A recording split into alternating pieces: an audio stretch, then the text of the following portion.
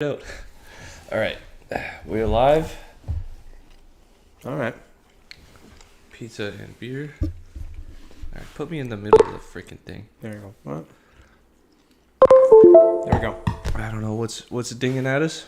We got our pizza. We got our beer. So Pizza. Life is pretty good We got the za. as far as We're gonna muck it today. as far as things go.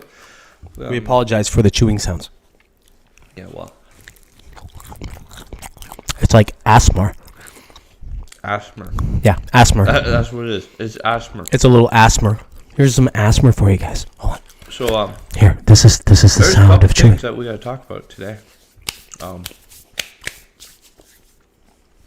Brought to you by Bud Light Lime. It's always brought to you by Bud Light Lime. By Bud Light Lime. It would be nice if Bud Light Lime if they would just pay us. would pay us for this and give it, or at the very least, give us free Bud Light Lime. We're still paying for this. That's a sad day for Bud Light Lime. That's And also brought to you by whatever pizza this is. I don't even know. It's delish. It's not Domino's or Papa John's. Unfortunately, no. It's not either of those. So Could you chew any louder? I probably could if I tried. Yeah. Yeah, maybe you could. If I'm being really honest with you, I think I probably could. You'd have no problem talking while eating because you already chew with your mouth open so far that Yeah. it's just you're just gonna hear slapping sounds right. of food. What are we talking about today? While we make a lot of noise with our mouths. This article that was up and then refreshed for no reason. We live in a fascist state. Yes. Here in Canada. Our dictator and dear leader, Fidel Trudeau. They have now arrested. Castro. I think they've arrested 3. Yeah, this article is saying the 3rd protest leader. They towed 21 vehicles. They've made over 100 arrests, apparently. This is... I'm a little okay, so I'm gonna be. I like to always mess with you as far as being the being the heel. I like to be the heel a little bit sometimes. Now, because I take a very middle stance on a lot of things, and I take a little bit of a middle stance on this. You just don't like seeing people stand up for their rights, right? No, that's not even that. No. You're more of the communist than me. This Listen. is where I disagree and agree with this convoy. I completely agree with their point and what they're doing and all that stuff. But now that they're backing off some of the mandates, they should be backing off a little on, say, the blockades and stuff. Like as far as the border crossings and stuff. Okay, when you're hurting people in a country, you're really not making your like political point anymore. What you're kind of doing is just hurting people. You know what I mean when I say that? So like I'm sorry. At some point, yeah. Yeah. So I mean, I'm all for the Ottawa, whatever you want to call it, the protest or whatever. It's not really a blockade there because they're not really stopping much, I don't think. It's a great honking. The honking, sure. Yeah. But the blocking the trade, like the ambassador bridge and stuff, I'm not really for that. I don't think that serves much of anything. I know that you're trying to get your point across, but it kind of rings the same to me as like looting and rioting that they did for the BLM riots, right? Yeah. It becomes less a protest when you start pissing people off and more of a stop these guys from pissing us off type of thing, right? So I don't know, like I'm so in the middle of it, right? I don't know how to feel because I'm so for what they're doing. I just don't know if I 100% agree with how they're doing things. I love that they were getting this combo going, but again, the stopping. It feels very quick. It feels this idea that I want to get across. Let's see here. No, you're whispering there. So okay. It feels like to some extent there is some validity to what you're saying, but at the same time it's almost like they do this protest. They're like, okay, here's what we want. They get some of it, not really a lot, not really a full back down, and they get smeared and labeled and slandered in the media as Nazis. 100% right? on that. And then, but the second they come out and they say, okay, well, you know what, maybe we'll get rid of the mandates. literally like the second, like, you know, at the scale of everything, it feels almost immediate that they're like, okay, now we're going in and we're arresting you. And now it's like, okay, maybe you give some time to see what happens, to see, do they die down naturally, do they expand, do they have more demands maybe that are beneath the surface that come to the surface, or do, you know, people in general go like, okay, we got what we want, do we leave? They're not doing that. They're just marching right in there. Do you think, though, that might have something to do with the fact that the popularity of the current government is really ridiculously low? And two, so now they're backing off these mandates, and now because they're backing off these mandates, people are going to be happy that they're backing off some of these mandates. Now they can also attack this convoy and make the people that are unhappy with the convoy happy as well. So they're almost like trying to placate to two different crowds. Right. To try and get majority support again. That's kind of what it feels like to me. And I mean, if you've watched, I catch the CBC a lot, unfortunately, because of where I work, and they constantly put the Olympics on. So you get CBC broadcasts, and when you hear them broadcasting about the truckers thing, because I normally wouldn't watch the CBC, it's garbage, but because I'm catching some of it, you hear the way they talk about it. They talk about the fringe of the protests as much as possible. Oh, there was a swastika flag, and you know, and you hear all the buzzwords. It's, you know, the what do you call it? White supremacy and all these buzzwords that they use. They like, call it every name in the book. I love how everything that was white supremacy. Like, come on, man. It's welcome to woke culture. But it's so stupid that you just keep using white supremacy. Stupid. Like, but it's because there's enough dumb people. Call them NPCs. Call them whatever you want. Right? Call them your fucking Aunt Nancy. They I like your Aunt Nancy. That's cool. They just don't have any idea what's going on. They don't have a clue. Right? They think that when they turn on the TV and, you know, there's Chris Cuomo or whoever's sitting there, I guess he's outdated now. There's Brian Stelter sitting there telling them what's happening. They think that they're being told what's happening.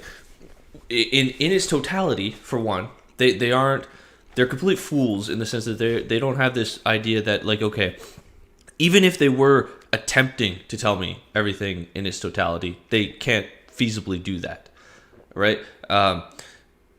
They then, because they don't know what's going on, and they have this old school culture of like, yeah, the racists were bad. We all agreed with that, right? Of course, yeah. So they see these people being labeled as white supremacists just matter-of-factly by these people that they trust with quite literally faith. Yeah.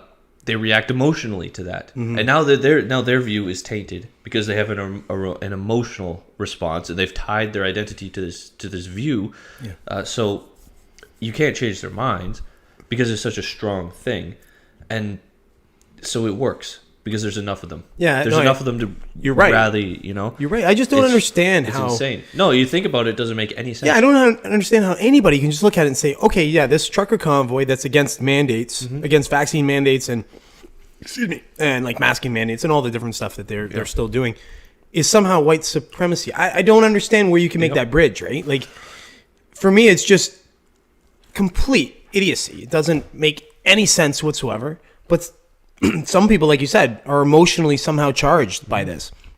Or they're not, and we're wrong completely. Maybe people aren't emotionally charged by it. Maybe they're just angry about the truckers doing this, and they're just like, whatever. They don't care about the words of what they're using as far as possible. But now at that point, now it's like, fuck, that's like, wipe your that's face. Worse. Get a little, the other side, a little smooch.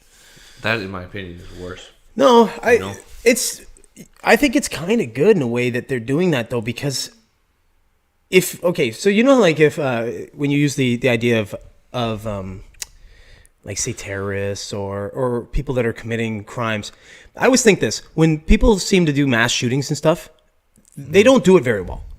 Thank God they're not that bright that they don't do it very well. Because I feel like if I were to do something like that, I would plan it out a lot. Like, if I were so sick enough to think about doing that and I did it, I would plan it out in a way that it would be like the most victims possible. But some of these guys they're like, or maybe gals, I don't know if there's been mass shooter girls, or women, but they're so haphazard and stupid about it that they end up not really killing a lot of people, which is fantastic, thank God. But you know what I mean? It's almost like the same where it's so stupid. It's so stupid. But hold on, let me make the point before you destroy my point, because you're more likely going to. I'm glad that they're so stupid about it that the point is so dumb that you can't necessarily believe it. You know what I mean? If they were better at it, if they were better at this bullshit propaganda crap, holy fuck, man. If they were as good as Nazi Germany was back in the day, we'd be in trouble. But I don't think they're any good at it. I think they're just so bad, and you hear them the same talking points over and over, and if it doesn't make any sense one time, it's not going to make any sense just because you say it 27 times over, right? It's still stupid. Like, we're still all going to look at it. Anybody with half a brain is going to look at it and say, this doesn't make any fucking sense. Trucker convoys aren't white supremacy. It's not like they've got banners on the side saying, hey, we don't want to share the road with blacks or whatever. It's vaccine mandates. I don't know, man. I think they are good at it. You think in the sense that I think that they have enough people convinced. But what I was going to say about the mass shooter thing, I think you're completely underestimating how hard it is to kill people. Like, you can make a bomb, right? And people do that. That's one thing. When you're dealing with a gun, right, you got to think, okay, you got magazine capacity. Yep. It's not exactly easy to hit people. And the second you start shooting, everybody within miles is doing whatever they can to get out of the way to stop you. I agree with you. But look at the guy in Vegas that was shooting from the thing. Yeah, but that guy got weird. He got what, like 38 fucking people or something, and he injured. I'm just saying, like he got a lot of people. Thank God there aren't more like him, because that guy got a lot of people, and he had it set up, like he had guns set up all ready to go, so he could just bam bam bam bam bam. That one dropped. The next one is riddled. That's crazy. Conspiracy theories. Well, I'm not going to talk about that kind of shit because I don't know anything about it. A lot of weird elements. Yeah, maybe don't get into that because that's quite a tangent. Yeah. My simple point is I'm glad they're not that good, and I know I'm putting it with the propagandist news media, but it's the same sort of thing to me because I think it's maybe even more powerful when you look at propagandists versus somebody shooting people, because at least like when people die, they just die, right? Like it's like you get a shooter, he does a thing, and it's not like he had 20,000 shooters all set up in different places and they're coordinating. It's one guy who's crazy doing the thing. An army. Yeah, exactly. No, but you know what I mean? Yeah. But this, with the media, they have a coordinated attack on people. Well, they have an army. Not only do they have the coordinated attack, like in that they have the establishment and all of the people within the establishment, right? Because the money kind of goes up to somewhere, right? Right. You have the lemmings underneath that just regurgitate it. Yeah, and they regurgitate it with so much vigor. I have some friends that are lemmings like that regurgitate it. Yeah, like there are people. Maybe not. There's one person at my work who will sometimes get into. I don't get into it with it. Like, these are not people that I am interested in engaging with at all. The ideas that I think are just ridiculous. But like, this guy's like basically a communist. Anyways, to just want to bring it back to the truckers thing. I think a lot of this is just, well, as everything, it's politically motivated, obviously. But timing, politically motivated. Like if you look at Ford, Doug Ford walking back everything, right? Like, and that's what I laugh about. It's like a couple months ago you're saying one thing, and then now you're saying the complete opposite thing, and it's almost as if we're supposed to believe that you thought that the whole time without acknowleding that. Right, and that's why. Like, why does Joe Rogan have 11 million viewers? Mm-hmm. Because when Joe Rogan says something out of his ass that he's not fucking sure about, and then he comes back right in the next podcast, he's like, you know what, I think I was wrong about that. Or right away he says, hey, Jamie, check that. Oh yeah, or he pulls up where it was like, oh shit, I was wrong. Yeah. All right. My opinion is this now. We all do that. If like anybody who's intelligent and open-minded, like obviously Rogan's a very intelligent guy and he's very open-minded. He's curious, which makes him, it makes him hit the meaty middle. Who he is. Like, and that's what I was saying when I say he's a centrist. He's a complete centrist. Like you look, he is so open in the middle. Yeah, in a to sane everything. environment. Yeah. We don't live in a sane environment. In the environment, he's firmly on the right. What was this? I think it might have been a Jimmy Dore. Jimmy Dore has been very good lately with Jimmy his Dore. content. I don't know him. Jimmy Dore's a comedian. He's yeah. he's a leftist. Okay. But he's He has very a show, he's very right? far to the left. Yeah. Yeah. He's been on Rogan a couple times. Yeah. Right. He's very leftist. I remember he definitely said some things at some point in time that put me off of him. This pizza is delicious. I have Oh to. man, it is man. We never usually do this. We never muck while we're talking, but we're sorry. Or you're welcome. He posted a video. He's posted a lot of videos lately that have been very good, very principled, right? Like standing on the side of Joe Rogan in the controversy and COVID. He's talking about Omicron and some of the stuff around that. And but he made a video calling out. I guess it's about a Twitter thread. I don't have the article or anything, but I guess CNN has hired. Is it an investigator? Hires an investigator to find out why Joe Rogan is popular. Maybe just watch the show. Oh, maybe just watch the show and you'll figure it out. How do you not know why Joe Rogan? You need to hire somebody to do it. Yeah. CNN? Can I have some money? Why did people read Playboy back in the day? Yeah. I have no idea. Let's hire We'll have a to hire an forensic expert. team to figure it out. Mm-hmm. I wonder if it had something to do with the naked women. That's weird. No, Nah. that's degeneracy. Nah, I can't. It couldn't have. No, because nobody thinks that way. Nobody's nobody. misogynistic that way, and Oh. sexist and white supremacist that way. No. We live in an absurd world at this point. It's completely fucking absurd. It's gone off the rails. Yeah, we're gonna look back. We're either gonna look back at this time and go, "Holy fuck, man, that was a weird fucking time," or we're gonna go, No. or we're just gonna look back and go, "That was the start of where we currently are, and we continue to be."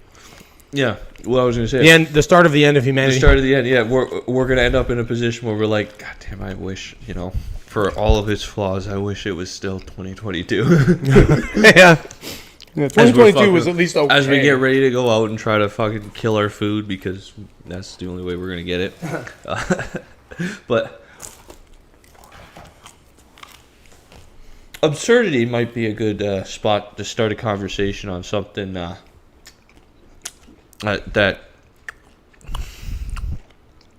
I'll just get into it. I watched an interview yesterday or the day before. There's this guy on YouTube. I fucking forget his name. I've seen 2 of his videos. He interviewed this guy called alongside Eric Weinstein, mind you. He interviewed this guy called Hal Puthoff. And Hal Puthoff, I guess he worked in the military. He was like an intelligence guy. I don't know. I don't remember the details of what he did, but they were talking about UFOs for the most part of this interview, and he was talking about how there are, we don't really know what's going on. They were talking about the physics of UFOs because that's kind of what Eric Weinstein's interest is, and this interview got to a very weird, interesting point that I think comes up some of the time when you're talking about UFOs. Yeah, you start to deal with things like telepathy. That comes up, and he was talking about remote viewing specifically, and he was talking about how, in his opinion, there's definitely something to remote viewing. Because of all of the money that has been put into it by governments, and the fact that it's still a thing, it hasn't gone away, and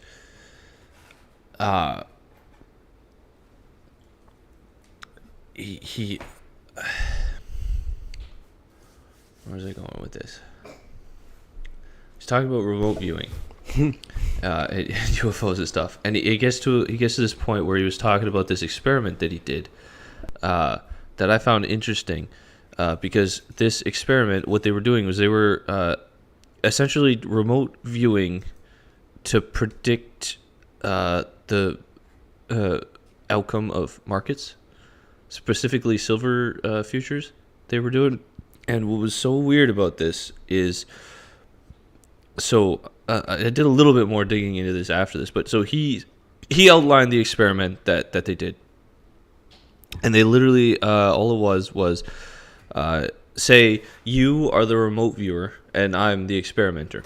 I will pick two objects, right? It could be random. It could be, an apple and a mug. And I label one of the objects, mark it up. I label one of the objects, mark it down.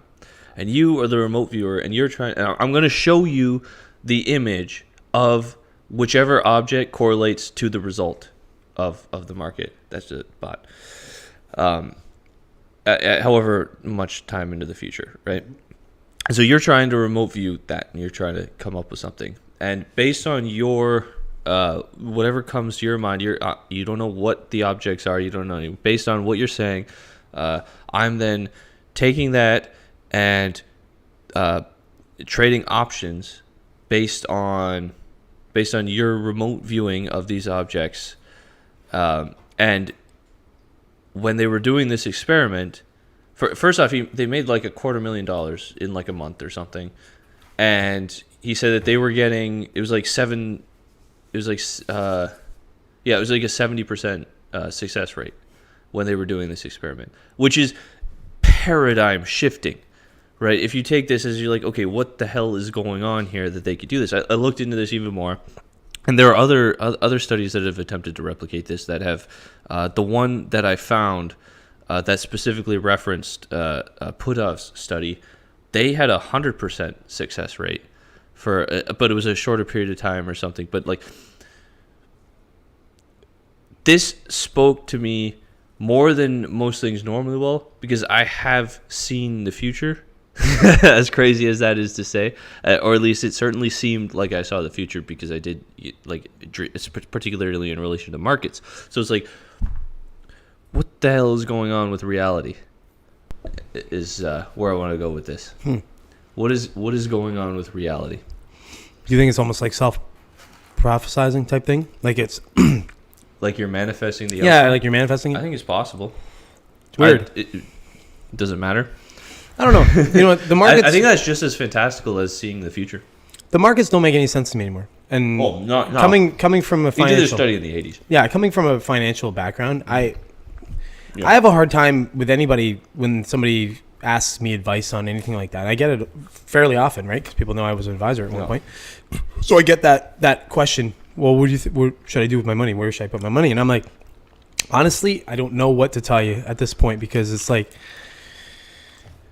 all the ships are kind of in a fleet at this point, and they're all going to go down. They're all going to find a way down. It's in some way. Yeah. Like, I just tell people, hey, maybe invest in like the real Martian estate economy. Or was that? Oh yeah. Because they're stable, their society is stable and fine. Put your money over there, wait for this to settle up, and then you can bring it back. Yeah. You know, but that's just about capital preservation. Really, that's not even about like investing. Yeah. You know, I've been telling people for years to just put their money in tech, right? Because tech, like it's a boom that isn't going away. It's just gonna. It's like there was the tech boom of the early 2000s. But then it's like now it's not even like a boom anymore. Now it's just similar to crypto, though. What's that? It's similar to crypto. Well, where you have you're gonna have winners. Well, true. That poke up at the end of it. If you want to, if you're like risk adverse as far as picking individual stocks, just put it in the NASDAQ. The NASDAQ is going to be the biggest grower of all of them. Yeah, probably. Right? So like you can just throw your money in there and then you're going to get a great return relative to your risk of loss. And you just kind of like park it there, right? And I mean, if you're there are a handful of good mutual funds if you're going to invest in mutual funds. There's a handful of good ETFs that are based on on tech. And you know, again, depending on who you go with, you got to do your research. Like somebody that just goes and puts their money in somewhere, like they go and find an advisor and they just say, hey, you're just put my money somewhere, well, you're kind of taking a crapshoot. But if you've got a good advisor who knows, who's done his or her research, and they know the good fund managers, and they look at benchmarks and their track record as far as if they're beating those benchmarks and stuff. Like, because realistically, if you can't beat, I always say this, like, I find it funny when you look at, and I don't know if you know, and you would, but anybody watching would know about this, but fund managers have benchmarks, and those benchmarks are based on similar investments. So, for example, if you have a tech portfolio that's very similar to, say, the NASDAQ, well, your benchmark might be the NASDAQ or something like the NASDAQ. And it really is, realistically, it should be the NASDAQ, because that's an index, and anybody could just go ahead and invest in that index and wouldn't have to do any work, have an advisor or anything do it. Just literally go to the bank and say, I'd like to invest all my money in this index, and away you go. But you don't even need a bank now. But yeah, exactly. You just do it. Exactly. But if you have a fund manager that can't beat a fucking index, I don't understand how that fund manager is in. Most of them have a hard time doing it. That's what I'm saying. Which is weird. And they keep their fucking jobs for years and years and years. Now, but for the benchmarks, their entire career. Well, some will lose depending. Like there's other things that they assets under management. Like, so it's like a big sales game, right? If an advisor isn't buying certain funds, certain portfolios, that portfolio manager is going to be out of a job eventually, right? So you'll get an area manager at, say, like Fidelity or something, will be pushing a certain fund because for whatever reason, maybe he's getting a bigger kickback for that fund. I don't know what the inner politics are with the fund company, let's say, but they will push certain funds. But if you're an advisor and you do your work and you go, okay, well, I've got an area manager here pushing a certain fund, and this fund, the benchmark on this fund is essentially less than the index, which happens all the fucking time. Their benchmark, I don't know how they're measuring their benchmark when it should just be based on an index. And they're still pushing this fund, and they've got a shit ton of assets under management. That's ridiculous. Like, if I'm an advisor and I'm pushing you into that, I'm an idiot. Like, realistically, I'd be a better advisor to say to you, hey, look, listen, I've done the research, and this fund is not beating the index. So give me your money if you want, and I'll go ahead and put it in an index. And if I'm fully ethical, I'd say, look, you don't need me. You just need to go ahead and put your money in an index, and you can save the management fee that I'm going to charge you, right? But anyways, so to go back to your sort of point, and my point is, what do you think about the prospective idea that it's possible to see the future? Well, or tap into it. I think a lot of people do somehow. Oh, I do too. And I don't know how they do. It goes back to, like, you get people who will dream that they got like a flight in the morning, and they'll dream, and they'll get like a really bad feeling from the dream that the plane's going to crash or something, and so they don't go, and the plane crashes. Like, that happens. I think you get instances like what you were talking about today, where like you almost hit that thing, right? That's less so about, but it's like maybe there's some kind of weird being tied into reality that, you know, as you're doing your thing, you're chipping away at the thing. It's not a conscious decision to do anything differently, but maybe in your essence of being tied into a reality to a certain extent, there's something in there to where you're seeing the outcome that happens in one of the timelines where you hit that thing, and so you're subconsciously adjusting. It's almost like you're basically like somehow fitting in luck and like fate and all these things into a thing that's more like you're cosmically in tune somehow with things that you're like that you're engaged in. For example, like what you were just saying about that. For anybody who's sort of watching, I was cutting into a floor. I was cutting into concrete to run an internal weeper, but there was piping underneath the floor, and I just happened to miss it by a couple inches. And but I didn't expect the pipe to be there. Like, there was no expectation that there would be a pipe there, and there was. It was just lucky that I missed it. But what your point is that because I was somehow in tune with what I was doing, of attunement, right? like you know, almost like being intuitive. I'll use a hockey analogy because, you know, play hockey, and this probably goes for any sport, a particularly skilled sport. Yeah. I guess maybe there aren't many sports that don't have a lot of skill. Maybe football, but if you're talking about like a defenseman, you gotta tackle people, man. yeah. Yeah, But like, so you're in hockey. Like, if you're good enough, you get enough. I don't know. You get like a hockey sense, what they call it. Like, there's moments. I guess it's a flow state that you get into when you're like, I don't know. You're just You're not thinking about what shut you're everything doing. else out. Well, you're not thinking about what you're doing at all. You're just doing. You're just simply acting, and then like things work out. And it like this happened to me actually this week in one particular playing. I don't know exactly where I started. It was somewhere in the corner, and I was just like stick handling the puck, and I was probably dangled through like 3 guys. Yep. And then found myself in front of the net, facing away from the net. I wasn't able to get in for a scoring chance, but it's just like, okay, everything that I just did worked out perfectly, but I didn't plan it out. I didn't think it through. It's just intuitively it's just did I'm good enough at the level that I am with the experience that I have that it just all fit together from muscle memory to my senses that I'm not necessarily consciously aware of, but like, they're coming in. And then we scored a goal on the play because of it. But it's like that sort of thing. I don't know. Do you think that comes from a level of experience in doing something a number of times? For example, like you've played a lot of hockey, so yeah, that would happen for you. For me, with the construction, I've done a lot of construction, done a lot of different things. So intuitively, I am aware of certain things, and things work out for me in ways because I'm aware of certain things. You know what I mean? Like it's almost like an intuitive state that you can't sort of explain why you're able to do it. Yeah. Much like you moving perfectly through 3 different just kind of guys, the way it works and you're almost on autopilot when you do it. Yeah, it's like it's a flow state. It's absolutely a and flow state. You can't necessarily remember what you did necessarily.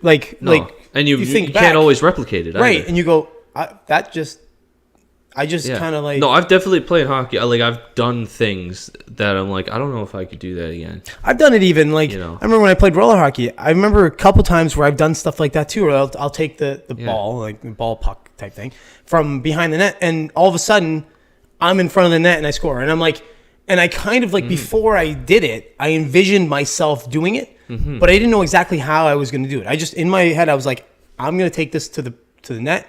And I'm going to score. So maybe there's something real there to seeing into the future, like a subconscious awareness. Like the timelines are connected, and you can veer in. Maybe they're not set in stone. You know what you're almost like alluding to in a way? The multiverse. So that's so almost like in possibly an aspect. It's almost like this. Like think about this. Like you exist in this point of time in time right now because you're aware of this point in time and you're doing a certain thing, right? And so like all of the various multiverses, and we'll say they're infinite, even though I would think it would be finite, but it would just be, the number would be so. I don't know that it necessarily has to be finite. Well, I would just think everything has to be finite. The idea of something being infinite to me is kind of. Yeah, but I think that's your place. Yeah, maybe. In the world, but anyways, let's just say either way, it doesn't matter. But if it is finite, the number's so big that we can't even fucking fathom anyway. And if it's infinite, it's infinite. It may as well be infinite. Right. What I'm saying though is like, so there's this infinite possibilities of different outcomes that when you're doing something and you're so sure of the outcome that you want, that you might move in and out of different timelines it would happen. You know what I mean? Like that the end result was that. And maybe that's why you can't remember how you got there. You know what I'm saying? Like maybe you can't remember how you got there because of that. Yeah. Maybe what's happening too is you have the parallel timelines. They're all going at the same rate, but they're at different points in time. And so maybe when you're having these things, like when these remote viewers are somehow they get that experiment. There's a lot of weird things in that experiment that I wanted to get into because it doesn't make that much sense. Because remote viewing is like, at least in the layman way of understanding, it would be like me sitting here and then like seeing you in your bedroom over there and like knowing what you're doing, or like you're sitting in there drawing a picture and I could tell you what you were drawing, and I was never in that room, I was never given any information as to what that is, but yet I was right about what that image is, right? And that's a documented thing. Like people see, it seems like people can do that, which is baffling. It's a paradigm shift to me on the level of this accepting that, okay, there are these vehicles flying around like on the UFO phenomenon, which is why I think these things are tied together, in at least in and they're somehow projecting it to each other, like we're somehow picking it up. How does that tie into the one to the other when you're saying like UFOs? I think I think a lot of people start from the perspective, from like the boring, plain Jane, normie perspective that like, oh, the idea that there are aliens here visiting us is crazy. It's insane. You're lunatics. You're seeing a plane. And then when you dig into it, you're like, okay, this is more than that.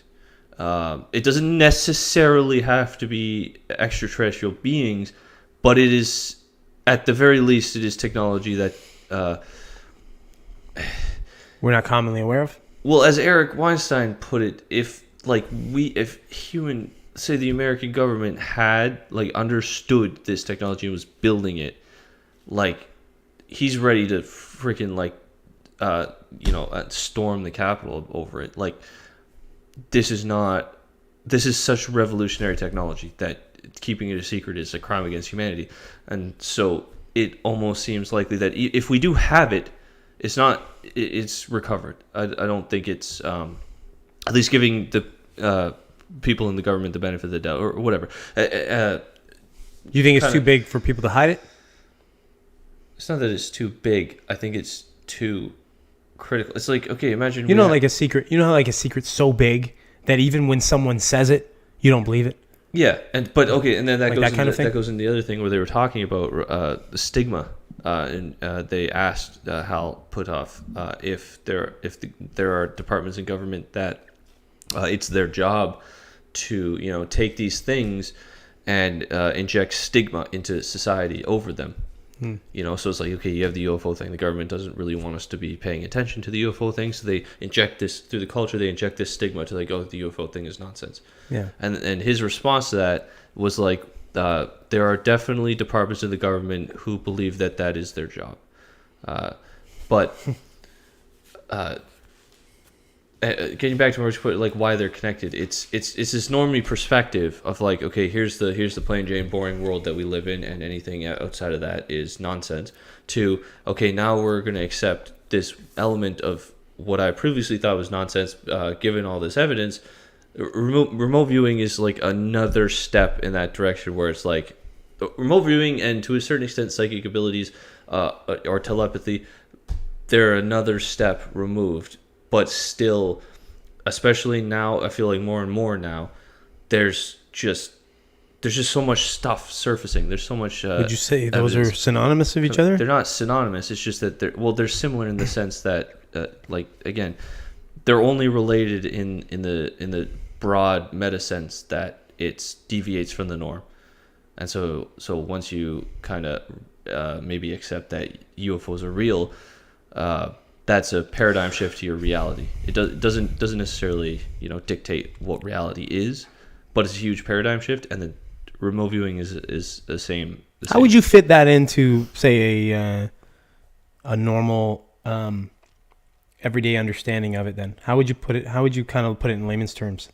The remote learning or the remote viewing thing. I mean, what it is? Yeah, like essentially. I don't know what it is. Well, I mean, okay. To put it simply, it's me being able to sit here and seeing into the room over there. Right. But I'm saying, how would you, else. Somebody say that somebody can speak to the dead, and that they would say they're psychic. And well, all the this thing kind of about stuff. remote viewing is that they can do that. So do you think? So like for example, do you think it's a new thing though? No. So the thing about remote viewing that makes it like the UFO phenomenon is that the government has been very interested in it for a long time and has spent a lot of money studying it for a long time. So what makes it relevant now, like more so than it was? Like is it? We've as a culture completely accepted the UFO phenomenon, and now it's bubbling up as like another step, another thing in that sort of realm. It's in the same category of, I guess the paranormal.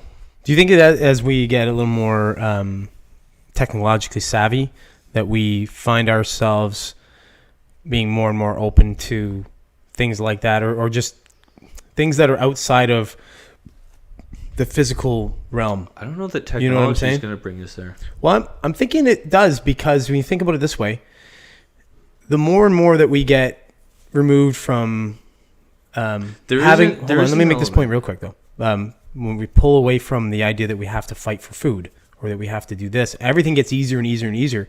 We have more time and more energy to explore things like that. Yeah, You know but what I mean? I think technology has pulled us away from that. Yeah. Because we've had the time, like we've had varying degrees of wealth in societies and cultures throughout history, and there are a lot of cultures where there was a lot of free time for a lot of people. Maybe not everybody, maybe not to the scale that we have now, but certainly a lot of people, and they were certainly, maybe not certainly, but it seems based on sort of the texts and the things that people wrote about, that they were more in tune with what you would call the supernatural or the paranormal in certain ways. And we write all that stuff off, but I don't think we should. But And I there's a think different technology understanding of it pulls now, though. Like, it's a different understanding of, say, paranormal, or think back to like witch hunts and things like that, where people were anything that was odd, anything that was different than what was sort of the society norm was looked at very with hostility, like a lot of hostility, like things like that. So, but now we seem to be a lot more open and a lot more now and accepting of strange phenomenon. And right now, yes. Then, like in the 1800s, Salem, and that's what I'm saying. thing. Yeah. But in ancient Greece, they were pretty open to that stuff. Well, but that could also, an argument for that could be that it's one of my sort of theories, and it's, a lot of people believe this too, is that we were visited a lot more by extraterrestrials back in that time. I'm not talking necessarily about the alien take, because I think that is an element too. But I don't know. Like, I think that's old, old. But you think more and more as we evolve as a species, that we're getting more and more out of the physical.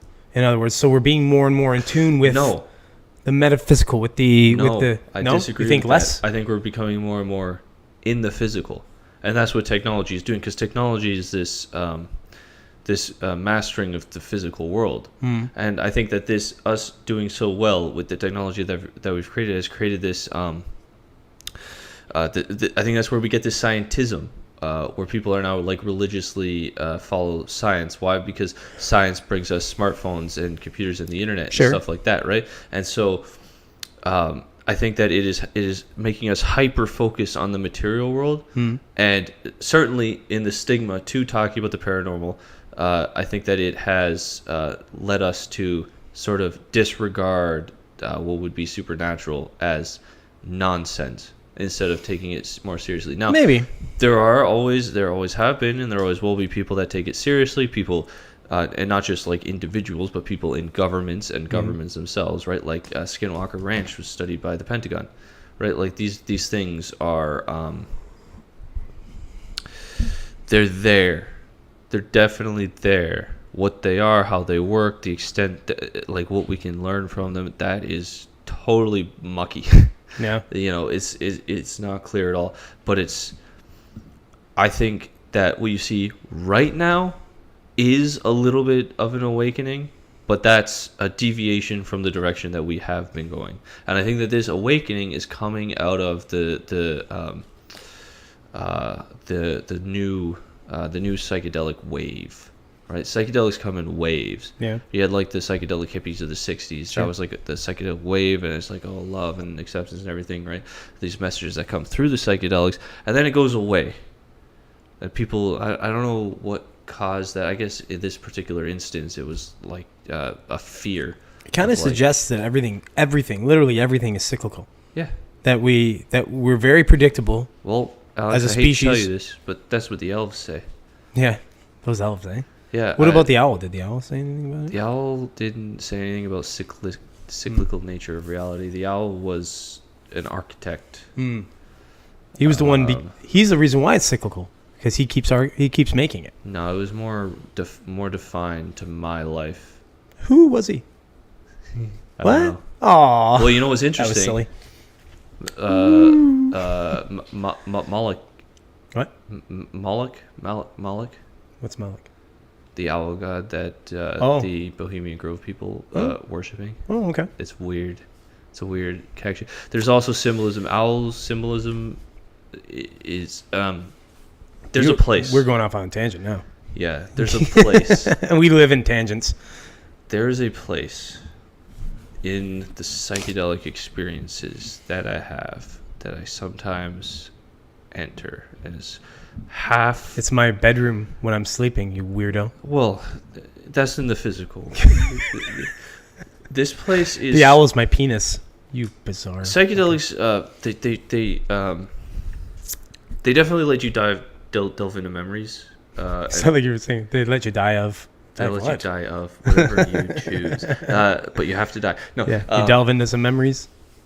It brings up memories you can sort of see into your own psyche much more clearly. What does that sound? Huh? I heard something fall. That's weird. I don't know.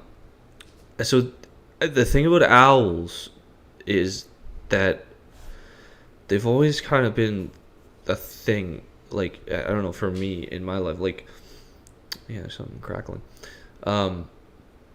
And there's a place that comes up. It's a place that exists almost outside of time and space, and is weird. Because it's like half in the memories, but then it's half like this. It exists outside of the real world. And this place is a specific room in my grandparents' house on their farm. And I am pretty sure, next time I see my dad, I'm going to ask him, because I'm pretty sure that this room is the room that my dad grew up with. It was like his room growing up. I'm pretty sure. And there's always an owl. You know, there's always an owl. And that goes back to the memory aspect, because that was always the thing. I mean, it's on a farm, it's on a street, there were owls around.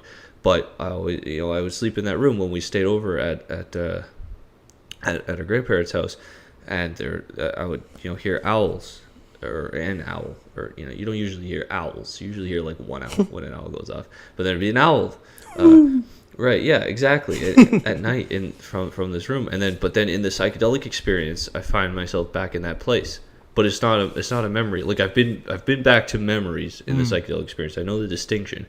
This is slightly different, to where it's like that room. I don't know. There's something so bizarre about it that makes the owl thing really symbolically weird. I can't say that I have experiences like that. I'm more like, I think I'm kind of rooted in the real, the suck of the real. No, you need to do a lot of psychedelics to get these kinds of experiences. Because this is only something I experience on psychedelics.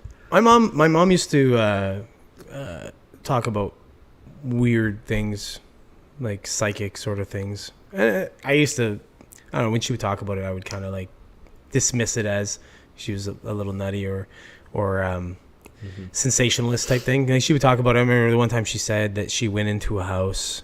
They were looking to buy a house, and she went into this one house and she saw all at the fireplace. She could see like blood all over the wall, splattered all over the wall and all on the ground. And she was like freaked out completely. And she was like, I just got to get out of this house. She just felt like this sort of weird presence.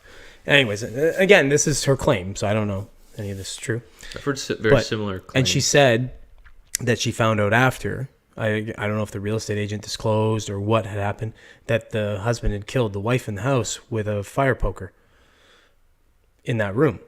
Now, again, like it's one of these weird things. When somebody tells you something and you go, the people that you don't believe. Like, the people that they just make up stories and you go, fuck, yeah, okay. Yeah, Chad, he likes to make up fucking stories. Fuck him. Like, you just like, yeah, sure it happened, Chad, sure. Yeah. But I didn't really know of my mom as a bullshitter necessarily. She was many different things, but I don't think she was necessarily a bullshitter. So I don't really have any reason to disbelieve her account of that. I'd be more inclined to believe it simply because I've heard similar stories from all over the place. Like, I have too. It's not really an uncommon, strange phenomenon or something. An uncommon thing. I don't know, but which is weird. Yeah, but maybe. I don't know. I've never had anything like that. You get weird feelings about different things, right? Like everybody has intuition, and some people are very, very in tune with their intuition. I get I think good. it's a skill. Yeah, I get good gut feelings. I think maybe it's a skill. I get good gut feelings sometimes, and a lot of times I don't follow my fucking gut, and then things go bad, and I go, "Fuck! I had a gut feeling about that." You know, And like if I followed my gut, I'd be a multimillionaire right now. But you know what? It's one of those things you make decisions. But you got to be in tune, right? So maybe sometimes you're more in line, and other times you're not, and so you're inclined to not trust your gut necessarily because you're not always in tune. But maybe you can get more in tune. I tend to believe that people that don't, everybody knows somebody who is kind of like, I'm trying to think of how to frame this. It's they're a little sort of aloof to like reality. They don't react to situations quite properly. You look at them and they're kind of like, oh, no sweat, man. And it's like, no, you should fucking sweat that. I knew this guy, JB, that worked for me, and he was like that. Like, I kind of liked that about him, like, quite kind of like that about him, because he was one of these kinds of guys that it felt like he was Teflon. Nothing really stuck to him. It was just like, he didn't really sweat it. And it was like, I'm like, no, you should fucking sweat that, man. That's something, you're doing something stupid and you should sweat it. But he's like, nah, he didn't care. But I think those kinds of people might be a little more intuitive because their brain isn't clogged with all kinds of bullshit thoughts and stuff. Like I can't even sleep half the time because I can't shut my mind off, right? The minute I go to lay down, my mind's racing. I got all these different ideas in my head and shit. And sometimes I have to satisfy myself by getting up and writing it down because I'm like, if I forget this and I don't want to forget it, I got to. So I have this shit going on with me. But maybe because I have that, I'm not as intuitive because I'm shutting the intuitive portion of my brain down. Like a child. If you look at a child that has no real problems or anything, I think they're very intuitive, and I think they're almost to the point of being clairvoyant or even. There are weird stuff around kids. Like you see kids saying all the time, like if they like there's a dead person, a dead relative or something, they're like, "Oh, I was talking to grandma." Yeah. What do you mean you were talking to fucking grandma? No, I was talking to grandma, and you're like, and we all chime it off to being like, "Oh, they got an active imagination type thing," but maybe it's because their brain isn't cluttered with a whole bunch of shit. The monkey stuff, right? And that they have this natural intuitive nature. Their brain's just picking up and maybe an altered reality, right? They are able to see things. That's what I mean. Yeah. They're able to see things that we're not able to see because we're so fucking clogged with the monkey brain. Yeah, because we're, the being of the monkey is such a specific way that, all of our natural or biological processes are... sequestered. They're necessary to stay alive, right? So it's all there for a reason, right? And so it's important. So it's very hard to transcend that, right? But we've said monkey and transcend. Yes, the last minute several times. And so don't block your mic just in case you. I do this all the time. It doesn't. All right. It doesn't. But it. Where was I going with this? It's funny when you get in a tangent of thought and then you kind of like forget where you were. Making random comments out of nowhere. Listen, well, you know what? Hey, well, maybe you should be less fucking. Maybe you should be a little more in tune with your thought. You fucking interrupt me all the time and I keep my thought. That's what I was gonna say. Because I'm better than you. It's. I like when I say something and then you break and you have to laugh. You're like trying to stay on point, but you have to laugh. But it's now. You need a beer, don't you? I do need a beer. It's now we've solved so many of the problems in life. There aren't predators lurking in the dark. There aren't food is, you can go to the grocery store and get food, and so. Not right now because supply chain fucking issues. Go and try and buy Kellogg's cereals. I've been having no issue getting Vector. Oh, I just got 2 boxes of it. There was 4 boxes on the shelf, but they literally have a note on the thing saying Kellogg's. There's been supply issues with Kellogg's. Mm-hmm. Yeah, thanks. Carry on. I haven't had issues getting Vector. Well, you're an asshole. Maybe it's just Fortinos. Metro. Yeah, fuck Metro. Metro is like stupid expensive. They're even worse than Fortinos. They have Vector.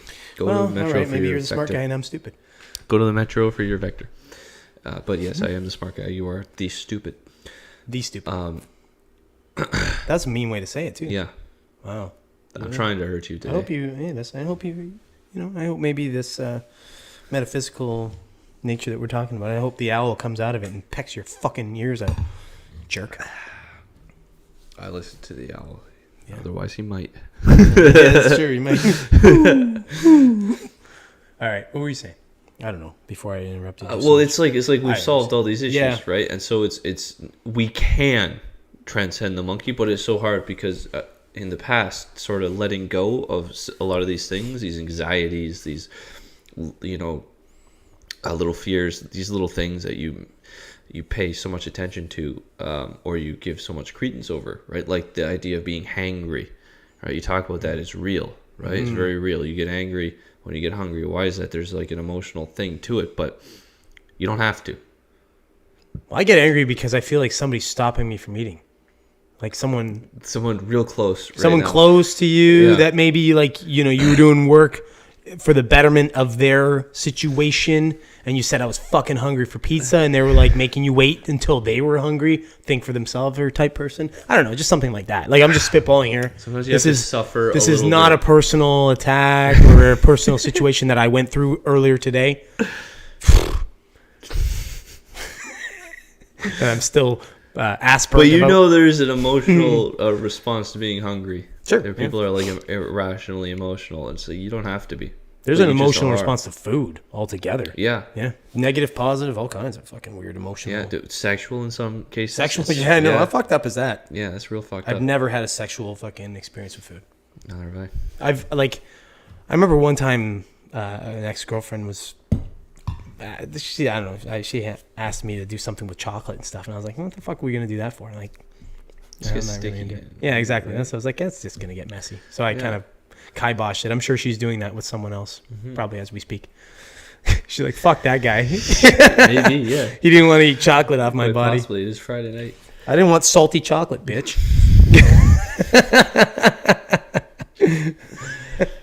Anyways.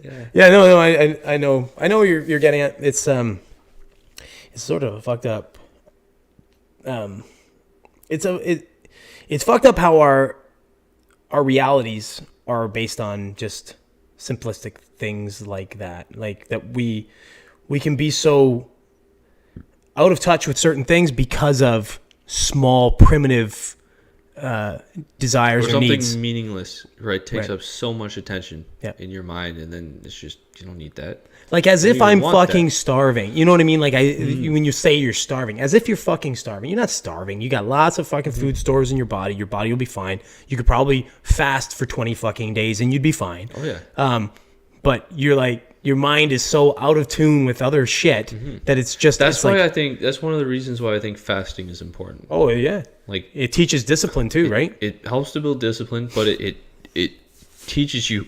Like, it gives you this, right? If you've never gone more than 3 hours without eating in your life, when you get to hour 4, it's probably like a really hard thing to go through. Like, your body is probably freaking the fuck out. Like, why am I not, why haven't I eaten yet or whatever, right? Like, I'm gonna die because because you're so used to this thing.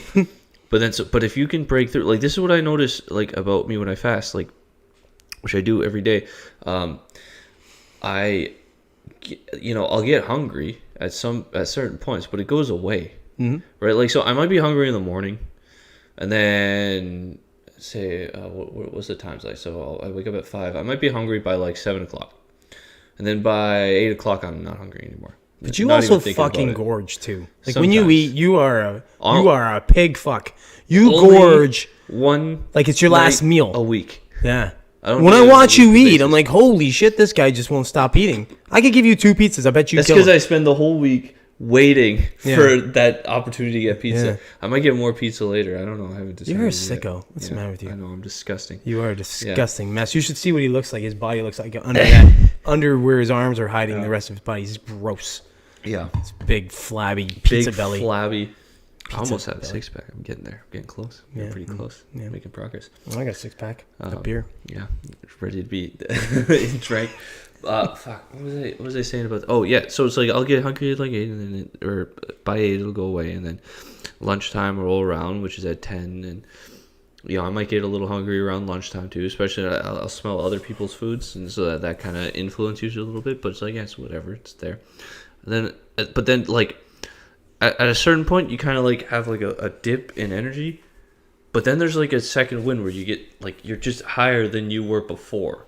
I feel like there's a process going on in your body. That's, I think it's more of a natural process. I think that for most of human history, going into pre-human history, we didn't have like 3 meals a day or even 2 meals a day. We probably spent most of the day hunting and or gathering, and then we come back and we eat. And there were probably lots of times where, particularly in the winter, where we'd kill something, right? An elk, and then we'd go back and we'd eat, and whatever was left would be saved for like the women and children, and then all the men, if they couldn't get another one for the next day, they probably didn't eat. And they probably went out on day there, and there are probably times where you go days without eating, and we probably evolved to be used to that, to be able to handle that, and our body would maybe cyclically pull energy from from fat stores and from glycogen our and all that stores stuff, that we've stored up, and that might be what that is, and that might be why fasting is really important. It brings you back in more to a natural state. Well, I think what you're experiencing, eating. Yeah, I think what you're experiencing when you say that you had that little like weird spike, I think that's probably, if you were to like measure it, I'll bet you that's a spike in HGH. Because when you fast, it's I don't know if it's a scientific consensus at this point, but I'm pretty sure it probably is. There's been a lot of research into it. That when you fast, that you at some point your body starts to spike HGH. You're messing with certain processes in your body when you do that. I don't think in a bad way. I think in a good way. I'm going to say messing with them. But maybe that's what's happening. So when you're getting that spike, maybe that's, or when you're getting that energy spike, maybe that's what's happening. Maybe the HGH levels are spiking. Yeah, quite possibly. Or it's pretty much, yeah. Or you've gone into fat, burning fat for energy, something like that, maybe. Because realistically, fat is like the premium gas in our body, right? Like the minute you start feeding on your fat, that's the good stuff. Like our body holds on to that like grim death, right? For starvation. So maybe when you're fasting like that and your body gets through the glycogen stores and you no longer have anything left in your liver as far as energy. Now you're going to, instead of going to lean muscle mass, maybe your body's converting now fat. I mean, it depends on what you're doing too, right? At the time when that's happening too. Because if you're just doing like sedentary type of things, then your body might just be going after lean muscle for energy. But I would think the spike, if you're feeling a spike like that, you're probably, and the fact that you're losing fat, moving around too. Yeah, the fact that you're getting a six pack at this point, maybe your body's eating its own fat stores. That's the goal. Yeah. Well, you're also 24, almost 25, and it's a lot fucking easier. I know. So I'm trying to take advantage of it now. Build that discipline now. Get that body now, because then it's easier. It'll be easier to maintain. Yeah, it's, you set the what do you call it? Set the bar. The muscle memory, right? You set the memory but I of think you're setting the bar for yourself, right? Well, it's like there's the standards so many of like, okay, what are you going to be? What are you going to do? And then it's like, there's so many studies that show now that the essentially not the hereditary, but it's equal. I don't know the word right now, but like the hereditary type of damage that you do by when you're a child by becoming an obese child, right? When a child becomes obese, I don't know what the statistic is on it, but they're so much more likely to be an obese adult or struggle with weight, right? So it's essentially setting that memory. I think the earlier you do it, the better off you are, right? So like you're a young guy, if you do it now and you maintain a certain size, then your body's going to want to keep going back to that size. It just gets used to it. We went way off on a tangent there. We're all over the place. We're all over the place today. What is reality, Alex? Reality is what we're talking about. Have you seen the future? No, you know what? Because I don't. I'm not lucky enough to have seen the future. Well, to have like that kind of awareness that I'm seeing something like that. Like I've manifested shit. So I have a That's strong... different, I think, yeah, than seeing the future. but I have a strong ability to do that. I don't know if it's a learned thing or I've conditioned my mind to believe certain things. Like I've told you before, I believe I'm a money magnet. I believe these different things. So in fact, I am. Like it's like you think, therefore you are. Some of that, yeah. So I think more things, I just manifest them because I have a really hard, I have a good work ethic and I have a pretty strong mind. When I put my mind to something, I'm like, fuck it, I'm going to do it. Right. I don't really take no for an answer. It just takes a lot for me to get to that sort of point. Like I'm a bit of a sucker for comfort at times. And then I find that I'm okay, so I don't push myself enough. But when I get to a point where I push myself, I'm unfucking stoppable. I just wish I had more in me. Like I watch people that are like that are hyper successful, and they're like that, and I'm like, fuck, I wish I had that in me all the time. Like someone like a fucking Elon Musk or something. They don't have that in them. You don't think so? I think it is it's learned discipline. Really? Eh? I think it's David Goggins is the best. Not the best. You don't think there's two different types though, like that? You don't think there are people that are just innately going to find a way no matter what, almost like idiot savants in that regard? Who are gonna, but it depends on what you're talking about. Like, what exactly are they doing? Like anything that they decide they're going to do, they're going to be successful at. Almost like it's hereditary type thing. Maybe. You know what I mean? I mean, yeah, there are people like that, but I think that comes from discipline still. Well, I think you can. I think that's an element of discipline. Is like here's the goal. Here's what we're going to do, and so then you do that, and you focus single-mindedly maybe on that task at hand, and that's a very disciplined approach. And I think that's what those people are doing. And so you might say, oh well, it's like, that's just the way they are, or that's naturally, and maybe some people are more in tune to this. Similar to, this is the free will argument, in my opinion, or similar to the free will argument, where so people talk about free will as if, do we have free will or do we not have free will? Nah, no. And I think that's just wrong. I think that's the wrong way to frame it, because I think what's happening is it's a gradient, and it's a learned thing, and some people start better off than other people. Similarly to we could talk about in terms of like weightlifting. Like, I can say to you, can you lift 200 pounds? And you'd be like, oh yeah, I can lift 200 pounds. Maybe it's kind of heavy, but I can lift 200 pounds. And then it's like, can every human being lift 200 pounds? Obviously not. Yeah. No. And are there people that are gonna have, maybe you could lift 200 pounds, like you're doing a squat or whatever. Maybe some fucking giant motherfucker comes around and he just picks it up with one hand, right? Like, some people, some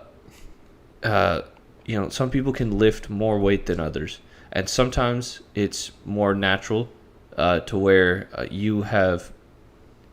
You're just bigger. You have a bigger frame. You build muscle easier. Genetics. So you could just lift more. And some people are smaller and they could lift less. And then there's some people who work at it, right? Yep. They go from maybe not being able to lift very much to being able to lift a lot. They beat genetics. Right, yeah. They maybe got a bad genetic. Right, well, like someone like you, like you're a smaller guy. So if you never did any kind of exercise in your life, you'd probably be pretty like weak and scrawny. Right? Could potentially have been. Yeah. Right, and then you work at it. So it's like someone who doesn't, who's never put in that effort, who's the same like physical stats, age as you, and everything, would not be able to do the same physical feats as you. And so, I think free will is the same way, to where you'll have some people who are just born more inept to it, or adept to it, not inept, adept to it, and other people who just don't have it, and then. It's a gradient. If you work at it, you're going to get better at it. Sure. Hard work supersedes genetics. So then when you're talking disposition about anytime, right? Any kind of disposition. Yeah. So then when you're talking about people, whether or not they're naturally, just go-getters or do that, it's like, I think that they're incorporating a lot of discipline into their life, but it's just maybe it comes easier to them. Yeah. Than other people. Absolutely. But it's still the same principles, it's still the same things, and it doesn't necessarily mean that it's easy, like overall. It's just that they can do it. It's like you know, this like an idiot savant, right? Somebody who just doesn't know why they're able to do something, but they're able to do it. Yeah, maybe. For me personally, it's like construction. I don't know. Like I've never formally been trained, but I just know how to do it. And I just always had an innate sort of understanding of things prior. But I always equated that to the idea that my dad had construction companies, and I was like, it's possible. I was maybe exposed to it a little bit at an early age, and then my mind started to figure out the way my mind works. I just started to figure out, well, why does this work this way? Why does this work this way? And I thought it out, and then who knows, through different pieces of information that came my way that I wasn't even aware of, I just started to put it all together in my mind, and then eventually formulated a picture of how something works. You know what I mean? Like anybody, I know guys that are like idiot savants at all kinds of different things, and you're like, holy shit, man, that guy's just technically sound. Just give him anything, or that guy's electronic. That guy just knows electronics. You can just look at it and go, oh yeah, this all makes sense to me. Have you been formally trained? Yeah. No. And you get people that are like that, just like, which just to put simply, when it comes to like making money, is like, oh, that guy knows how to make money, right? But then there's some that people guy's gonna make $100 million no matter where you put him. That's what I'm saying. And then there are some people that just fucking supersede any kind of skill that they just don't have by working fucking hard. They're like, you know what? I don't have natural talent, or I don't have this thing, but I'm going to work harder than everybody else, and I'm going to do it. So like, yeah, of course it's the equalizer, the great equalizer, or even the successor to that kind of thing, to just natural sort of talent. But yeah, there's definitely genetics involved. For sure, absolutely, with anything. I think certain people just are genetically gifted, and then when you start to factor in societal things, you know, like maybe you were born into a family of means, and versus somebody who wasn't born into a family of means, or you were born in a certain area and this person was born in a different area. There's all those kinds of factors that relate too, right? But again, it's that they play a factor, of course, but not the defining factor, because there are always outliers. You know, you get somebody who's born into an absolute privileged situation, and they turn out to be a complete fucking bum. And you get someone conversely who's born into the worst friggin' situation possible, maybe, and they're an absolute success story. So there's, I mean, it's, I talk about this sort of thing with like COVID and stuff, and we talk about like how certain people get a bad rep or bad dealing with COVID, and other people just blow past it, no problem. It's almost like we're gonna find there's like this missing fucking element. Maybe it's vitamin D, or maybe it's whatever the hell it is. But like, it's almost like that missing thing is gonna become known to us and be like, that's what it was. If you had low testosterone or something, you were gonna get it. Yeah, but I'm saying, but there might be something that's being hidden. But it's almost like, it's hidden, covered up. Yeah, but it's almost like that same sort of thing exists when you're talking about somebody being naturally good at something, and someone having that work ethic, that crazy discipline to make themselves successful at something, when there's no natural gift, right? And we I think most people know somebody like that. Sometimes they're very ADD, because you're like, oh, this person is. That's true. Yeah, ADD the seems to be. The missing factor might be the hyper focusing on. Yeah. It, you know, whereas other people might only spend a certain amount of time a day thinking about the task at hand, and then they go and do other things. And other people might, with a certain amount of ADD or whatever it is, they can't. They're all the time is on that thing until the task is complete, and that's how you get to a certain point. My buddy Art's like that. Yeah, like he's not ADD, but it's just special. Yeah. Socially, like growing up, he was never like the most social kind of cat. He's not like I would consider myself a lot more social than he is in that regard. Right. But he's incredibly intelligent, for one. Well, you've met him, so you know he's an intelligent guy. Incredibly intelligent, but he's a fiercely determined type of person. If he gets an idea in his head and he's going to do something, he just he's unstoppable with that kind of thing. And then I've always kind of revered that about him. But I don't have that same sort of fervor. I've never found anything that's made me feel that. Like, I find I don't have the same stick-it-to-itness in that regard, unless it's like something like if I can see a clear end to something, if you can paint it out and say, oh, you do this, you do X, it'll equal Y, and you give me a timeline perfectly and say, here, follow this plan, yeah, I could probably do it, especially if I really want the outcome. Mm-hmm. Like, for example, this property and that, right? Like, in my mind, I could see it. I was like, I'm going to do this, and I know I can do it. I don't need any help, and I can get this done. But the minute you start factoring in different things that I don't have control over, it changes it for me. So, yeah, it's a gray sort of area when you start trying to figure out what the special sauce or the recipe is for that kind of thing. Sometimes to get back to your sort of your first conversation about what'd you call it again? Seeing remote viewing. Yeah. The thing. The thing. Like almost like we don't have control over certain things. Like we're just kind of fulfilling a storyline, and we can kind of change it if we decide that we almost like become aware of that storyline and we say, no, I'm going to do this sort of thing, and then it sort of changes it, and then we go into a different direction. But if you kind of if you're just like a reactatory person, you're just gonna go along with whatever the fucking narrative was for your life, essentially, right? Mm-hmm. You know what I mean? Like, and it could be great, could be not. I don't know. Who knows? But yeah, this came out of nowhere. But it did. You probably don't. You've never really heard of remote viewing before, have you? No. You haven't even heard of it? No. That's weird to me. Yeah. I've known about it for a long time.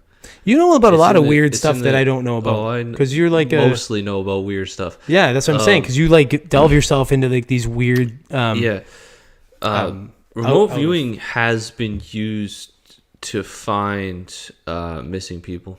Well, then you can conflate that with psychics. No, but that's what it's. It's not a conflict. Like they're connected. Well, what I'm saying though is like, so if somebody says that they're a psychic, it could be the same type of deal, right? Psychic's a bit more broad. Like a psychic might be capable of remote viewing. Sure. So remote viewing is more like the ability. I've heard of that where somebody says they basically could see through the eyes of someone else and they were experiencing something that was happening to them. It's been used to find bodies. Yeah. Well, because like they could like almost see the last sort of things that person were seeing before they died. It's not even specifically that either, though. Like there are other ways, but there was a story. Oh, a story? Yeah, that was a funny way to say that. I guess there was this gold. Yes, okay, that's what it was. It was Abraham Lincoln's gold. I guess what had happened is they were transporting gold. Not Abraham. It's like that was the time period where this gold was being transported on behalf of Lincoln or something through the United States, and something had gone wrong, and the gold had been abandoned. I think they buried it or something. That they couldn't complete the job or whatever. They had to get out of there. It wasn't like they were ambushed or anything, but it was just this gold went missing. It was gone. It might have been that they got ambushed. I don't know. Something happened, and they couldn't. It was the engines. Yeah, at a certain point in transporting this gold, it went missing, and it's been missing for until technically it's still missing, but there's reason to say that it isn't. Yeah, it's in your bum where you keep everything. You know that because you're gay. I've been in there a few times, and you keep a lot of things in there. I know you keep. You're like a lot of you're things. The owl that keeps coming in my room. Yeah.